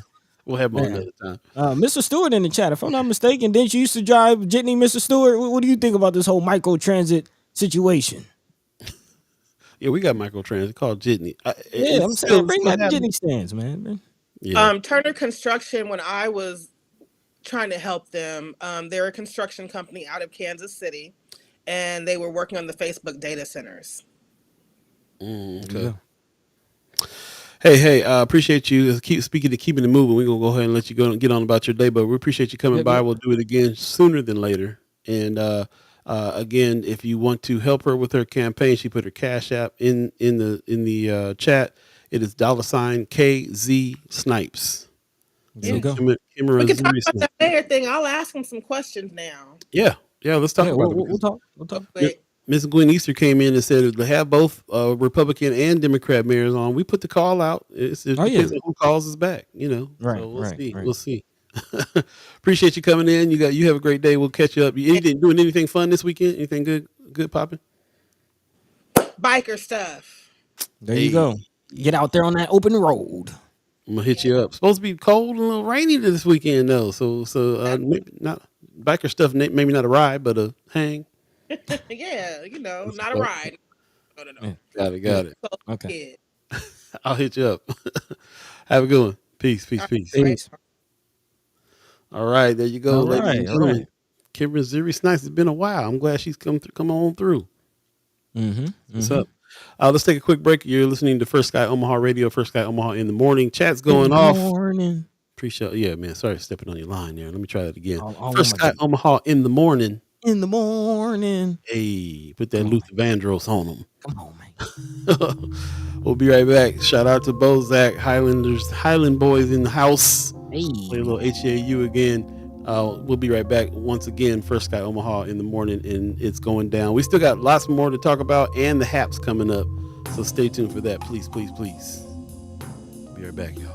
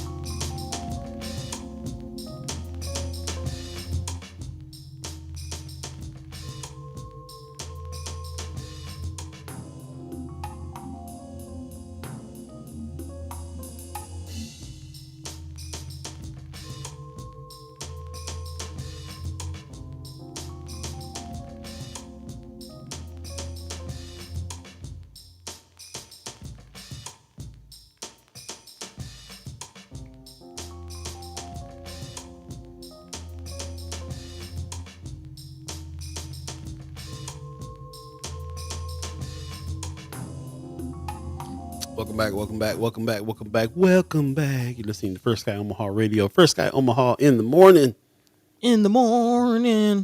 All Buddi3 Da Gawd, all of you, chat chimers, ghost listeners, radio listeners, thanks for joining us. Brother Pena said it was a good conversation. It always is with Miss Kimara Snipes. She is a wealth of information all the time. But Black Dynamite in the house, he said, Buddy said, make the jitney great again. I'm saying, man. I done rode an Uber, Lyft, Toro. We're gonna bring it back. Ain't nothing like the jitney, man. That's really why I got the lowrider, because I'm like I'm trying to start up a whole new kind of a classic car jitney around here. Come on, man. I remember that conversation. See, Precious. See, you know what I'm talking about. She says jitneys came through no matter what. Bro, That's real. And Yeah, and man. for good and for not Uber money, but like good price. Good I'm price. saying. I'm saying playing Hey, the jams, man. when I first got into town, my cousin was driving jitney. He came pick me up from the airport. He's like, "Yo, you need to get on your feet. You need to get a little money in your pocket. Listen, let me get you another ride here and get you a little jitney going, so you can get." Mm-hmm. I landed the job pretty quick after I got here, but yeah, that was in the wheelhouse for a minute. Like, okay, yeah, if I don't catch this job right here, I might home drive a little jitney, make a little change here for a minute. Yeah, So I'm there it saying. is. I'm saying. Mr. Stewart saying good opportunity of black people. Oh, he's talking about the construction situation. That's good. Mm-hmm. It's all good, man. That's what's going on. I appreciate everybody that's in the chat. Miss Preston McKesson, like I said, I'd love for you to come on through. We want to talk to you about some of these things and Yeah. Yes, the sir. opinion. We were talking about dude. What's his name? What's his name that just had they had another. I'm a Republican party. Well, Oh, Mike McDonald. I love it. I've never seen in my life the fanfare that happens when somebody switches to the Republican Party. The fanfare cracks me up. The whole news conference, like they be coming out over this stuff, bro. Like it's a trip. I've never seen that before, and a lot of people who are saying this man been voting this way. This ain't nothing's changed. Him deciding to change parties. He's been voting the same way the whole time. So, a lot of things that's going on that we know that Miss McKesson is. Can answer some questions or give some opinions on what's going on here with the Democratic Party and those things that are in the news right now. So if you're still listening and tuned in, we'd love to have you on the show here pretty soon and talk about a few things as well. Black Dynamite in the chat saying, good morning, y'all. I've been here listening to Miss Snipes' point. There's some processing facilities outside Council Bluffs probably that offer shuttle bus services to their employees. Yeah, that's a good thing to talk about too when it comes to transit. We we learn from people like Miss Carmen Tapio. She'll have some rides to work situation. Should it be the company that provides rides to the job? That's a big thing in Northern California, Silicon Valley. They got fleets of buses from Facebook and all the places with the headquarters out there. You can jump on a actual like Apple bus and go work at the Apple plate. You know what I'm saying? So like, Mm-hmm. should it be a thing that companies provide rides? Question, Maybe. If you need a ride, Sister Wanda Lewis in the chat says, I'm going to start driving jitney now that I'm retired. Hit me up. bro. Jitney didn't die. I'm saying, Ain't a man. whole lot of jitney stands left, I don't think. But there's but hey, you still I still got numbers on my phone, and I'm like, if it comes down to it, I'm All gonna right. call the drive. I'm just saying, man. I'm just saying. But yeah, man, just under 30 minutes left in the show. We do got some other things to dive into that I definitely wanted to dive into. Big shout out to again Miss Kimara for tipping us off to the importance of community engagement, community involvement. But I did want to go before ahead. you get into the next thing, though, I wanted to finish going through the chat here real quick because there's some things that Man, they still coming in. we failed to address. Yeah, Tamika Renee is saying I kind of stepped away and was listening from a distance. Will or has my question been addressed? You got to remind me of what your question was. Oh, I'm not sure. I remember her question. I know what her Okay. question was. She's asking about the 15-year-old situation again. She asked this on Wednesday and is doubling back to see if anybody got any more information on this. We do not have it, but I would like to reiterate the question to the chat for anybody who may have the information. She's asking about a 15-year-old. She says, did anyone research the case that I brought up on Wednesday regarding the 15-year-old convicted premeditated murderer possibly being released to the community after 7 months? Again, we do not have any information on that here. It hasn't come up on our radar, which is quite interesting.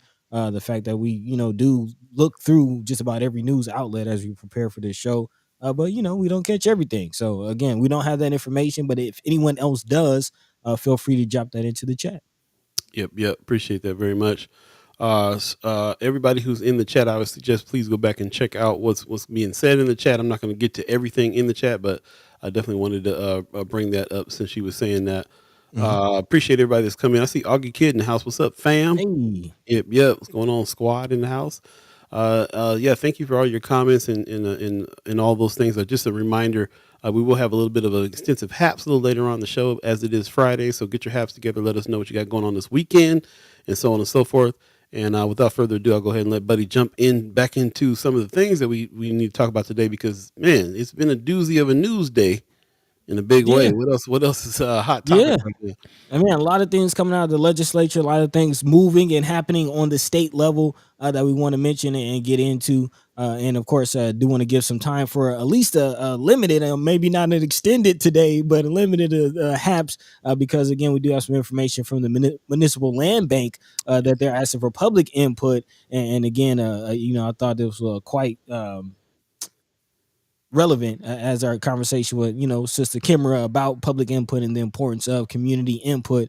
Again, Yep. the community informed policy public meeting coming up from the Omaha Land Bank. Again, that's going on this weekend, so look out for that. This is an opportunity to finally again speak up and get some questions and maybe even inform some policy coming out of the Omaha Land Bank. Again, this is a conversation we've been having on this show for some years now, actually, and not just on the show, but even back in the Minus Soul days, I have an article published in the Reader about that. So Mhm. definitely been looking at what the Omaha Land Bank has been doing for quite some time. A big shout out again to brother Don Curry for kind of tipping us off to some changes and to some other things. So again, we'll reiterate that back in the Haps, but again, it's coming up this weekend, and they are looking for community input. There's actually going to be three opportunities to be exact. You will have to register. So we'll get that information to you a little later on in the show. But in the meantime, between time, definitely want to jump into some of the things happening in the legislature. Big shout out to Senator Terrell McKinney. Man, put some respect on his name. Put some respect on his name. We've been looking out for this. We've been asking about it. And finally, some things are moving and changing in regards to, again, criminal justice reform, specifically with the parole system. Again, shout out to the Reader. They definitely tipped us off. Princess Leia, if you remember, and also Flatwater Free Press doing some stories on what's going on with the parole. If you remember, actually, Flatwater Free Press writer Yancy Shu got in trouble for going into the parole board. They tried to act like she was bringing in contraband. It was just a phone. She was just trying to again do her job. But what is going on with the parole system? Hopefully, some changes as a result of LB 631. This coming out of Nebraska Examiner. Again, of course, proposed by State Senator Terrell McKinney. It will place parole supervision under the oversight of the Nebraska Department of Correction Services, limit the reasons the Board of Parole may defer parole, and expand the reasons for which a board member may be removed from full-time position, which can hopefully include not showing up, which, as we have learned, it has been an issue. Mm-hmm. Yes, currently the Board of Parole is an independent board which is created by the state constitution, and it oversees the Division of Parole Supervision. However, under LB 631, the supervision of paroled inmates would move back under the Nebraska Department of Corrections, which is public office, where it was prior to 2016. The change offered by State Senator Carolyn Bosden of Lincoln, also included in LB 631, would directly move the board under the department director. LB 631 also includes proposals from state senators Justin Wayne and Mike McDonald. The bill is estimated to cost about $2.38 million, but definitely some changes that we will be looking out for. As we mentioned, again, people not showing up, people being deferred. Of course, we've been pushing for brother Ed Poindexter. Of course, he recently passed, but we were hoping that he will be able to get parole in his later years. Of course, that did not play out. But again, the parole board can easily be an avenue to help with the overcrowding that I'm going to remind us. There's a federal overcrowding emergency in Nebraska, still one of the most overcrowded prison systems in the nation. And again, that can be alleviated if, people can be put on parole, especially nonviolent older inmates who, did their time. So yeah, definitely something we would love to speak to Senator McKinney about on Monday. Yeah, Yep. big moves. Big Also move. speaking of big moves, we gotta pay attention to some of the movements going on with the electorate. That's why I definitely, hopefully, Sister Precious, I see you still in the chat. Would definitely love to hear from you. I believe Anthony Rogers Wright kind of alluded to this earlier. Former President Donald Trump and Ilan Pillin, Nebraska's governor, are apparently calling on the state's legislature to change the way Nebraska doles out its electoral college votes. This move would almost certainly benefit Trump, of course, by making Nebraska a winner-take-all state. Again, while most states dole out all their electoral votes to the statewide winner of the presidential vote, Nebraska and Maine are unique in the sense that they give out one electoral vote to the candidate who wins each congressional district. Republicans have long sought to change this law, which has given Democratic presidential candidates a shot at winning an electoral college vote from Nebraska. Of course, from the Omaha-based congressional district in the otherwise red state, as we like to call it around here, the blue dot. That's happened twice, including in 2020 when Joe Biden, of course, won the district electoral vote over Trump, meaning Trump's 58% support statewide got him 4 of the 5 Nebraska electoral votes. But all of this could change. And again, Precious, just you're the elector. You're the one who's casting the vote, which it means a lot to me specifically because as I got into politics and learning about how our government works and how this thing is connected, my question was, who is this electoral college that's really casting out the votes for the president? Like, to be honest, I in my mind I thought about it like being this secret cabal of people who's who's picking the president, and then to meet a sister who's actually a part of this was like, man, okay, there's real people. There's real people behind this. So again, I would definitely love to get your take on this situation and see what's going on. Well, I will say this: Precious is always reminding us that if our vote didn't matter, then they would be trying so hard to suppress it. To me, this is a whole nother issue here, trying to get rid of the blue dot. They don't want the electoral vote split so that Biden gets a vote because of what the majority of people in Omaha want. They want the majority of the state to win. And in the majority of the state, the blue dot is in a sea of red. And so what's going on with all this red around us is that if it's one vote coming out of Nebraska, then it's going to be Republican, because there's so many people, there's so many more Republicans in the state.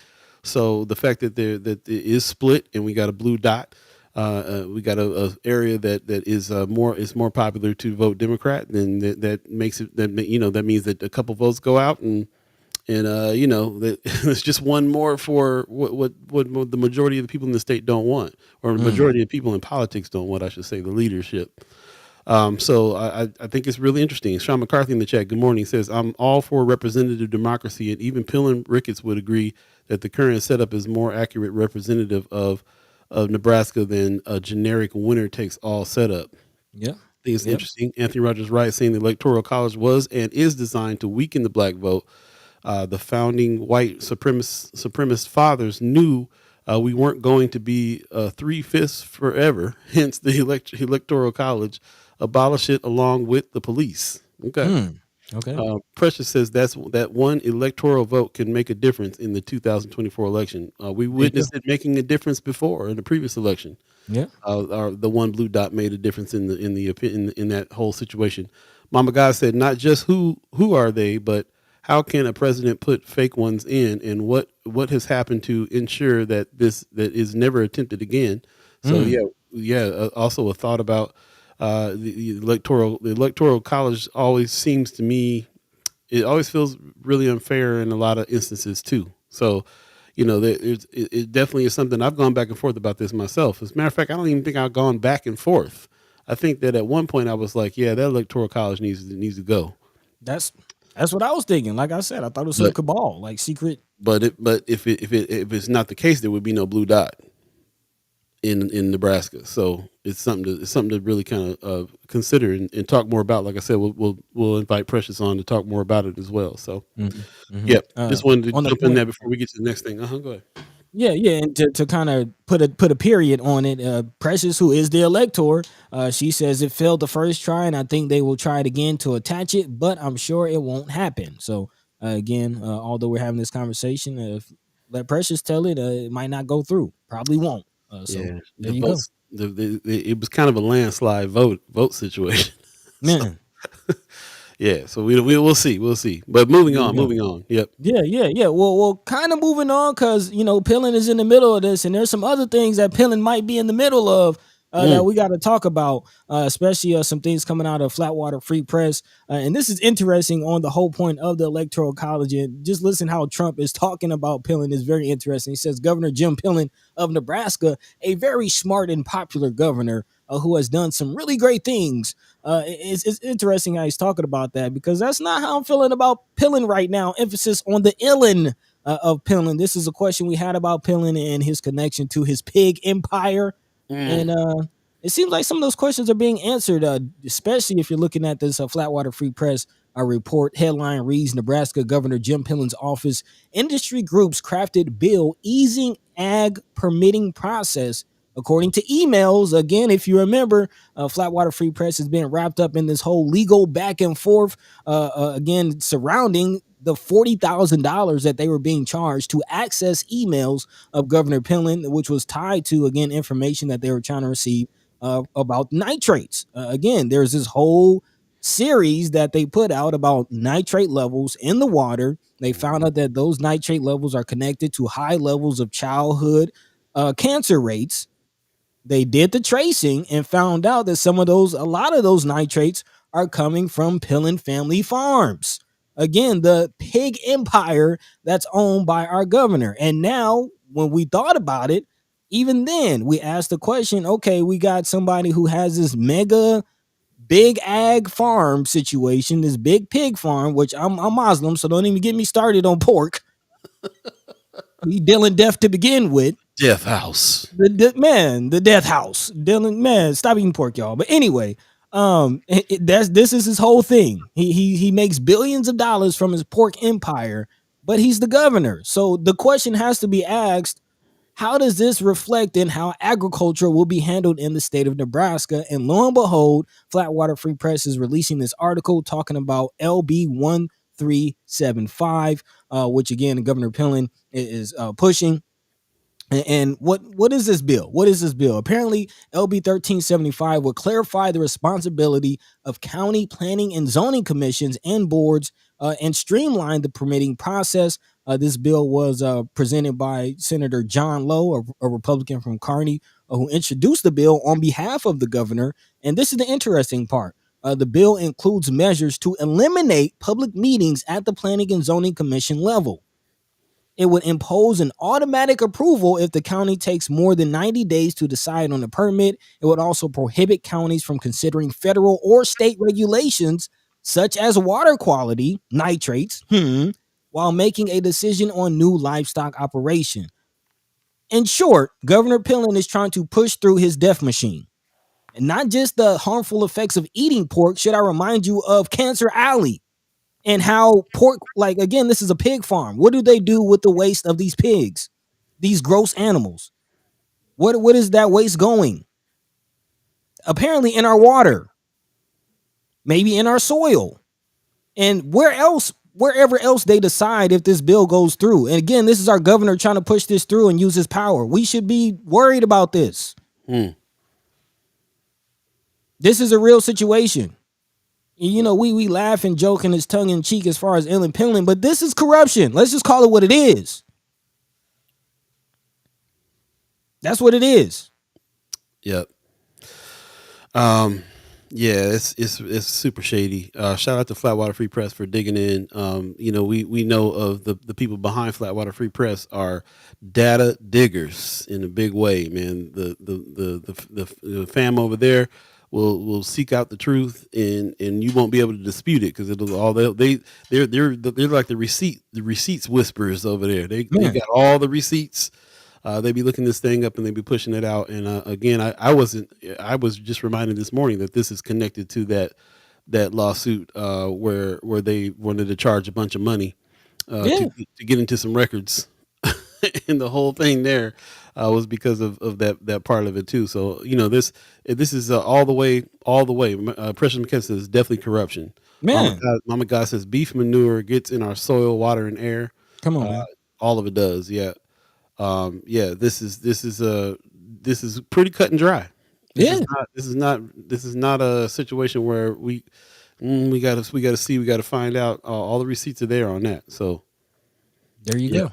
There you go. Again, dealing death, man, in many ways. I mean, selling pork, putting nitrates in our water.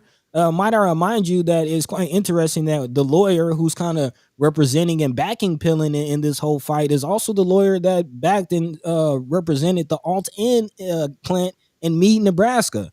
And if you don't remember, the Alt-N plant was an ethanol production plant in Meade, Nebraska that was shut down in February of 2021 after contaminated wastewater leaked from the facility. Again, it ain't just Flint. It ain't just Flint. Yeah, So that's real. there you go. There you go. And also, speaking of death being tied to the, I kind of felt the way, and I was going to speak about this in a different way early on in the show, but I don't want to make light of the situation and do want to send condolences to the family of the young man, because there was also a 17-year-old boy who was found dead at one of the Pillen family farms operation. This, according to the Omaha World Herald. It was one of the operations near village of St. Edward in central Nebraska. A young man was found deceased or unresponsive. The Boone County Sheriff's Office said Tuesday deputies were called to the Beaver Valley Pork Company. That's at 6382 300th Avenue. The Beaver Valley Pork Company is a part of the Pillen Family Farms empire. Sarah Pillen, who's the daughter of Governor Pillen and the co-chief executive of Pillen Family Farms, identified the deceased as Zach Panther. He is a high school student, and the family has been notified. Students at St. Edward High have also been notified, and counselors have been made available. Again, no cause of death or no foul play is expected, but of course there is an investigation going on. And yeah, definitely condolences to the family, to the whole community who's supported by that. But again, it's just too much death and destruction around this whole Pillen pig empire, and now corruption. So there you go. Precious says condolences to the young man's family. He was a new employee. So sad. Yep. Again, no cause, but yeah, no cause yet. Anthony Rogers Wright is saying, talking about even more to this case. Don't forget that Deb Fisher was able to get accounting of emissions from large farms removed from regulations. So lots of moving parts here. Wanda Lewis says there's a fight that could go down unless Pillen is supported by the EPA. We will see. Yep. Also, Anthony Rogers Wright has a good point too. He says this is why more black people need to get involved with the Farm Bill. M4BL is meeting with Bacon on this issue soon, and we will press our desire to end all concentrated animal feeding operations like Pillen's Farm of Death. I'm telling you, boy, that's man. Slinging that death on many levels. Yeah. Appreciate everybody's input on this. This is obviously an ongoing topic that we'll be discussing, keep our eye on as well. But this is one of those ones. This is almost a period on it. It's pretty cut and dry. There's some corruption going on here, and on all kinds of different levels. And the next question after you are certain about what's happening is what to do about it next. Right. So hopefully the conversation can swing in that direction the next time we talk about it. In the meantime, between time, we got about 3 minutes left in the show today. Want a lightning round something real quick? We got a couple of things. Yeah. I just got a couple mentions, and then we want to double back to this whole land bank situation, because that is going down this weekend, and there are opportunities, and this is something that we've been talking about for quite some time. Actually, Precious, our relationship kind of started because you were on the board of the land bank at the time, and we interviewed you about that. So definitely want to get into that. But before we do, again, as Precious said, this will be old news by Monday, but it's new news right now. Again, the this whole press conference went down. Senator Mike McDonald switching party registration to Republican. Again, there's a whole controversy about him voting and his religious leanings and this, that, and the third. Of course, the Democratic Party has since responded to his switch. But again, what more is there to say? Another Republican, Adino, I believe is what they're being called. The Democrats in names only. He'll be voting a certain way for a while. So this is for a while. That's what I'm getting. I'm getting everybody saying, so what? He changed parties. He's been acting like that party all along in the first place. Right. Right now too, because he also put his bid in for running for mayor as well, along with John Ewing and of course Gene Stothard running again. So this is the McDonald. This is that McDonald. He's announced his running for mayor, and then did a about face on his political party, and then the Republican Party had made a big deal out of another person changing parties, which I always think is funny. A lot of hoopla. But yeah. So there's that. In other news, this is coming out of WOWT. Apparently, there's some more controversy stemming from LB 1024. Again, the North and South Omaha Economic Recovery Act. Apparently, there's a lawsuit that's coming the state's way from the likes of a Mr. Larry Williams and a Mr. Nash. These are the business owners of North O Rising Corporation. Apparently, they applied for $700,000 in state economic development, and apparently they own a building. I believe this is a couple doors down from LaFleur's Fashion, right on the Deuce. So they were located in one of the areas of question, but they feel like they did their due diligence. They had the proper consulting. They have the proper green lights on engineering firms, and they're questioning why they did not get approved. It says our ultimate goal is to get the 700,000. The consultant approved it. The state consultant supported the building renovation, and so cut us a check and let us go do some good in the community. Apparently, they will be filing a lawsuit. Nash, who is the owner of the building, insists the grant money isn't needed for a renovate to speculate project. He says there's already verbal agreement from a potential tenant, and Williams says he can see future demand for space. The Nebraska DED can't comment on the lawsuit, but officials did say that in January, about 130 grants were awarded to businesses and nonprofits. Being transparent, First Sky was one of them.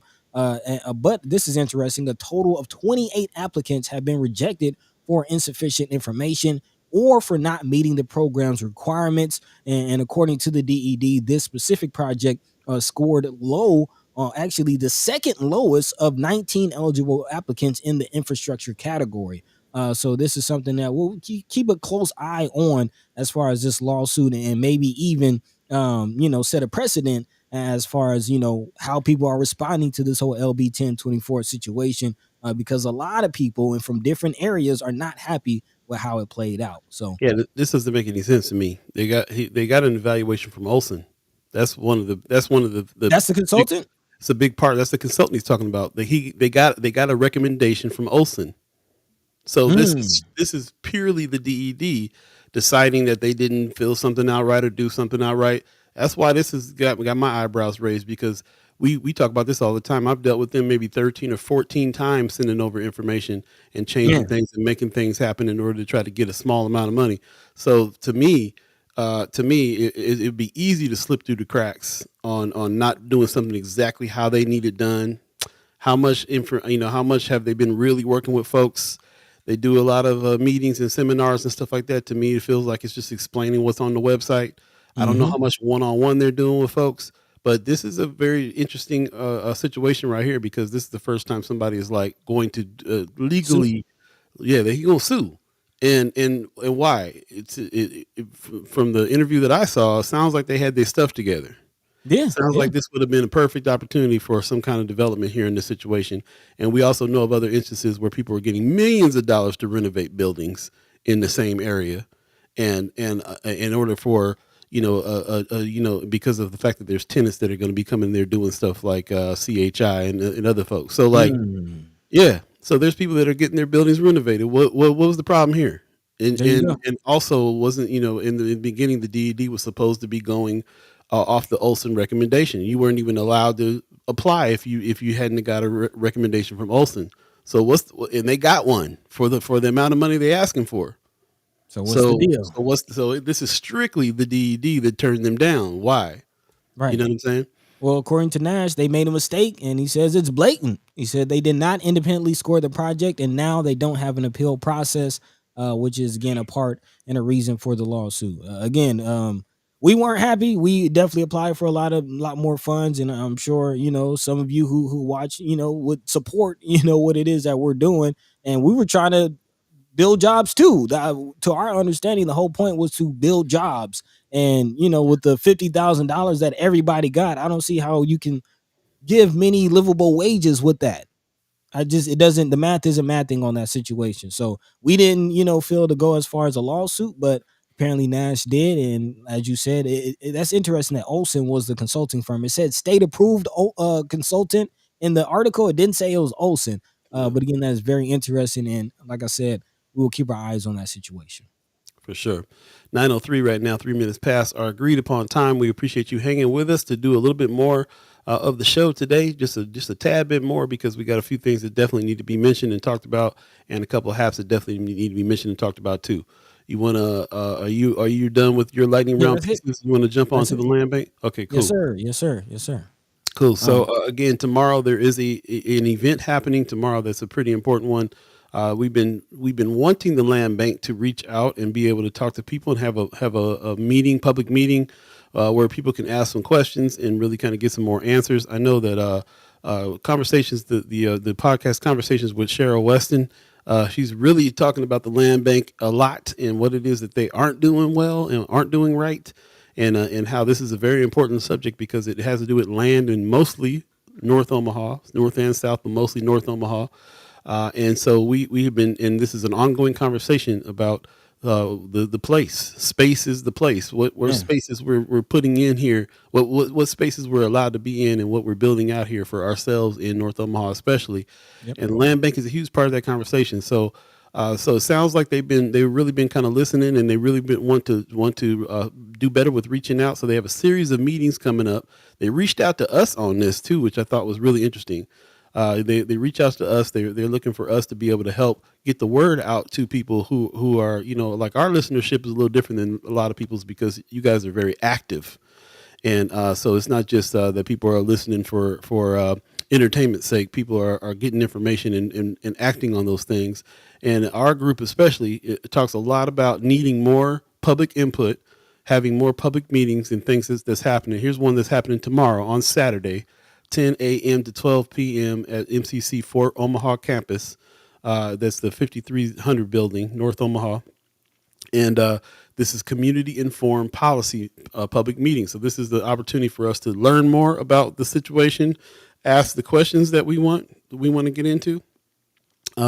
I don't remember which building number it is, Miss Snipes. I know that 5300 is the I got building. the Oh, you got it? Yeah, I got more information because you Okay, don't. This is something that you have to register for. So got it. right, don't just show up. There is a registration link. There is more information. There's actually three other opportunities or two other opportunities, three in total for everyone to. So if you can't make this one, don't fret. There are other opportunities. The first one, as we mentioned, will be April 6th, so on Saturday from 10 to 12. It says MCC Fort Omaha campus, Swanson Conference Center, Building 22, Room 201B. So again, that's the Swanson Conference Center, Building 22, Room 201B. That's the Fort Omaha campus on the north side. And then there will be two other opportunities at the Malcolm X Memorial Foundation, one on Thursday, April 11th, and then another on Saturday, April 13th. So again, Malcolm X Memorial Foundation, you can go to the omahalandbank.org/CIP to register. We'll drop the link in the chat. But again, that's omahalandbank.org/CIP to register for these. And again, this is an opportunity to weigh in on not just property or opportunities to own property, but policies on how those properties will be moved. Again, they're looking for public input. This is something we've been waiting on. I'm sure a lot of other people have been waiting on. This is an opportunity to build generational wealth. Man, this is an opportunity to have ownership of our communities. This is the opportunity we don't want to miss. So again, Yeah. there's a website in the link. Sister Wanda Lewis says, post a building number, please. Let me see if I can drop that into the chat really quickly. Again, that's Swanson Conference Center, Building 22, Room 201B. So there And you go. I just put in the link to the place to go register as well. So make sure Yep. you do that first, Yep. register, Yep. and then go check this out. Yeah, this is. I mean, it's a good sign. It's a good sign. It's a good sign. It makes me feel like they're listening a little bit to what's happening. The fact they reached out to us in particular, Right. who have been, we like I said, Buddy wrote articles pretty critical of them even before we got First Sky Omaha started. So Yeah, this has man. been an ongoing conversation for a while.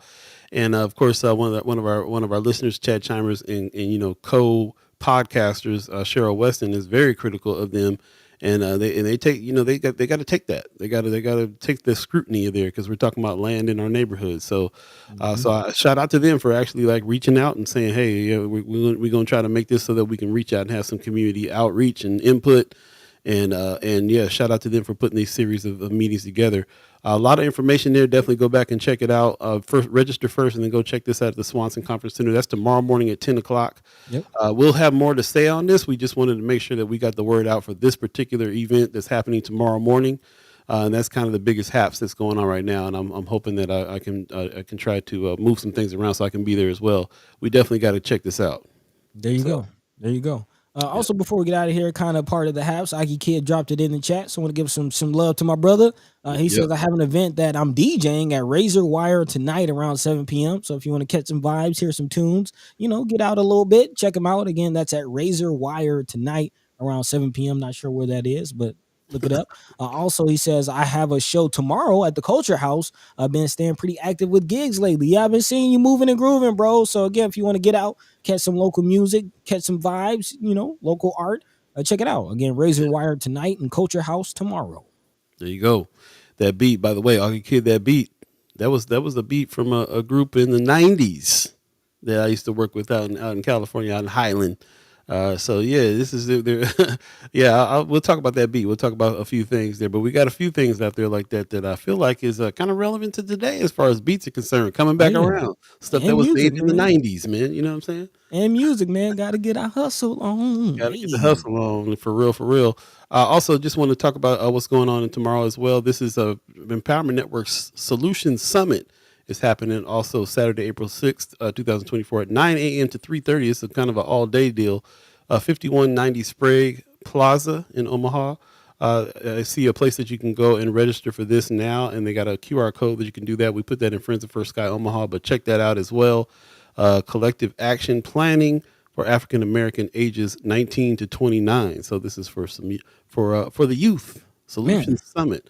Man.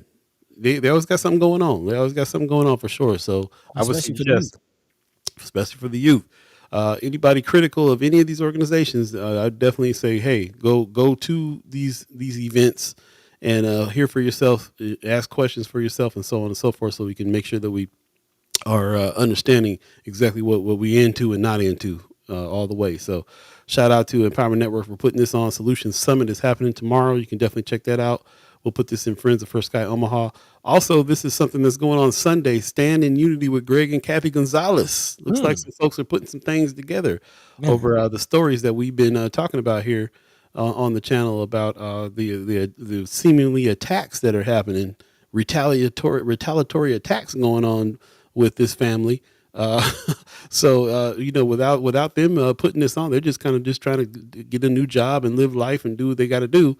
But people are starting to see around town that it feels like some retaliation going on with this family. So they're saying they're putting a rally together on April the 7th at the GI Forum 2002 N Street from 12 to 3. Come out to uplift, recognize, and thank these lifelong Omaha public servants for their steadfast courage to lead. So rally for them, stand in unity with Greg and Kathy Gonzalez. Shout out to the organizers putting this on as well. And this is happening on Sunday for those of you that can make it. Yeah. And again, if you don't remember, Kathy was discriminated against by the Omaha Police Department as an Omaha police officer. She sued and again won her suit. And then, of course, we talked about recently Brother Greg Gonzalez, who ran for sheriff, being targeted by the city to, get fired. He's currently the director of the 911 dispatch for Douglas County, and apparently Mayor Mean Gene and Chief Todd Schmatter ain't having it. They're not happy about that. So again, it still won't say why. Right? Yeah. They said it was inappropriate to say why. I feel like it's very appropriate to say why you're targeting this person. But here you go. If you like to support, check them out. Yeah, definitely check them out. Also, don't want to forget, we're still looking for Brother Levi Blake. Yes. Hashtag Where is Mr. Blake? If you have any information, you put that on your page at hashtag Where is Mr. Blake. And of course, if you have any pertinent information that can help right now, you can call 402-444-4123. Again, Brother Blake has been missing since August, and but efforts are still ramped up to try to find him, especially now the weather's getting better. It's time to go out and kind of walk your block, walk your neighborhood. Talk to folks, see what you can see, find what you can find. I believe that the money for any information that would lead to his being found is up to $15,000 now. Yep. So shout out to Empowerment Network. Shout out to Julian Young, Business Advisory Group, and shout out to everybody else that's put money in order to have a reward there for them. Again, you can call 402-444-4123. The family's still looking for Brother Levi Blake. And if you have any information, don't forget the hashtag Where is Mr. Blake. So Yeah. I always And want to shout that out.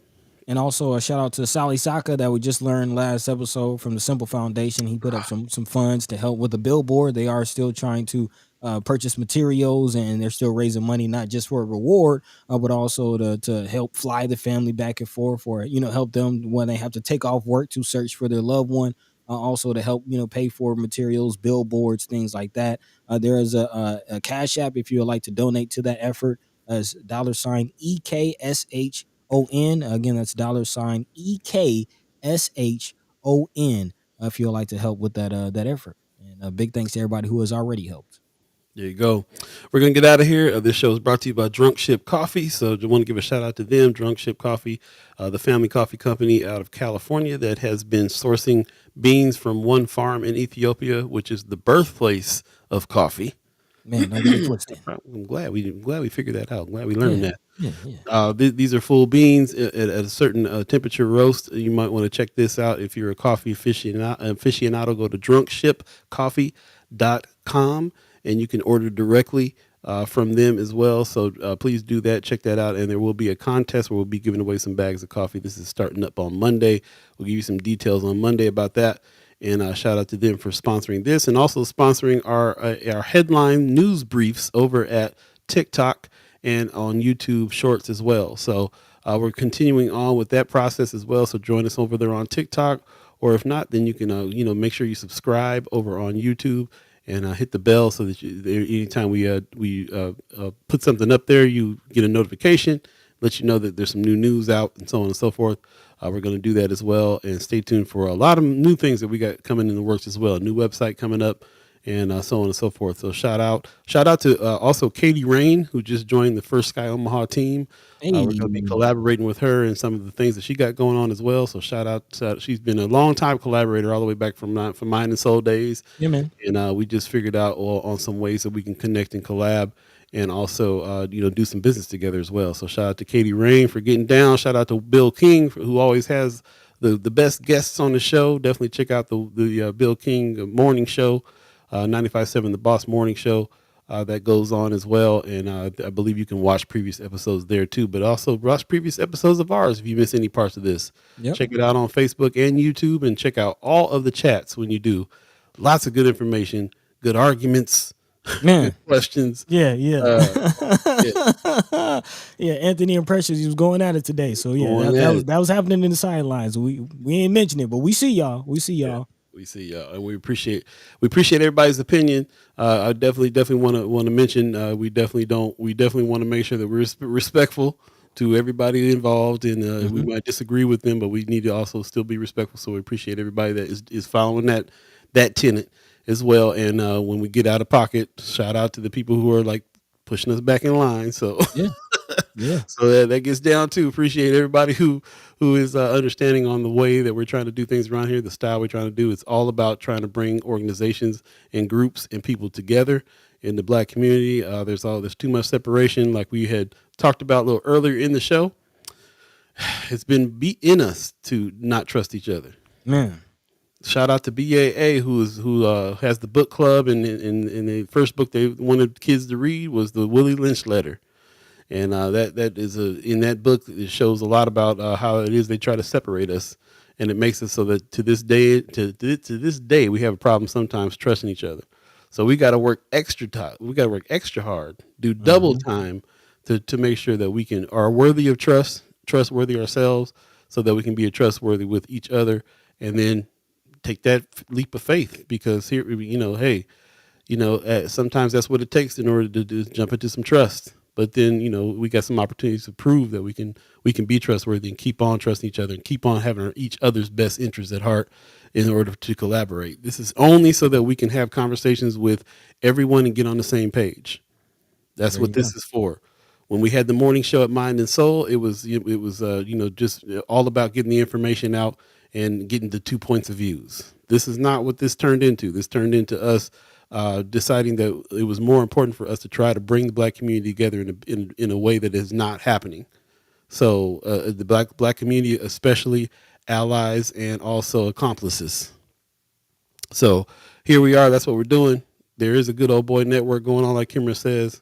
We're gonna have a good new man, a good new man network. The GNM, the GNM is happening.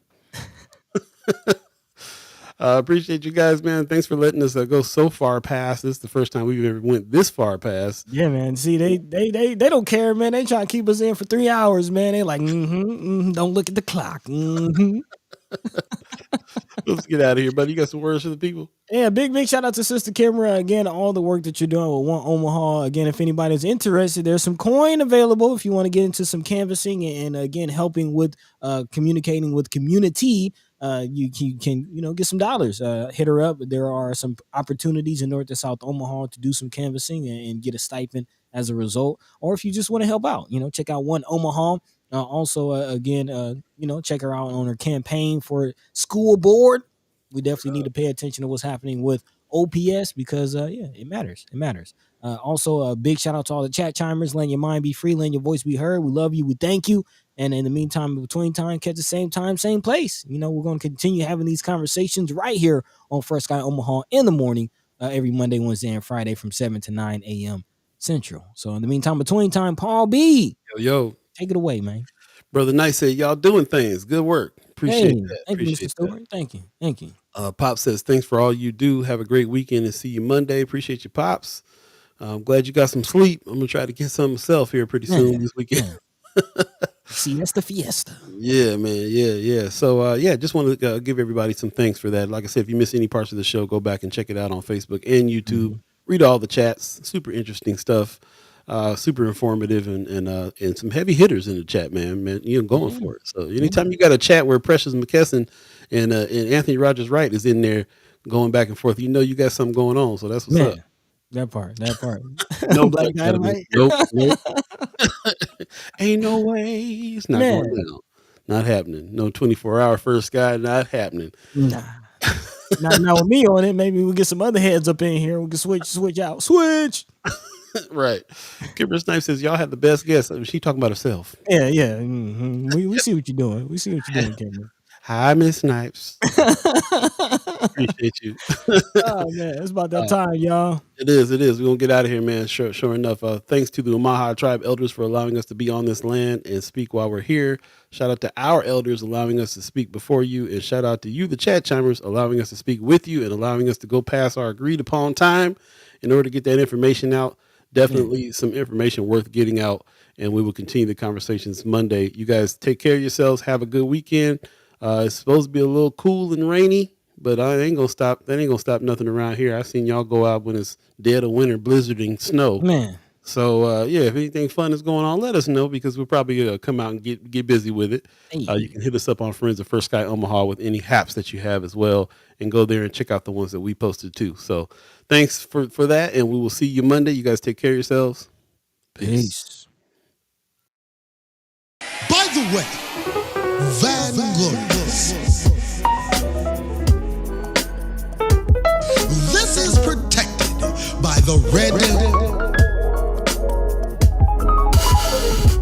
the black, and the green. At the crossroads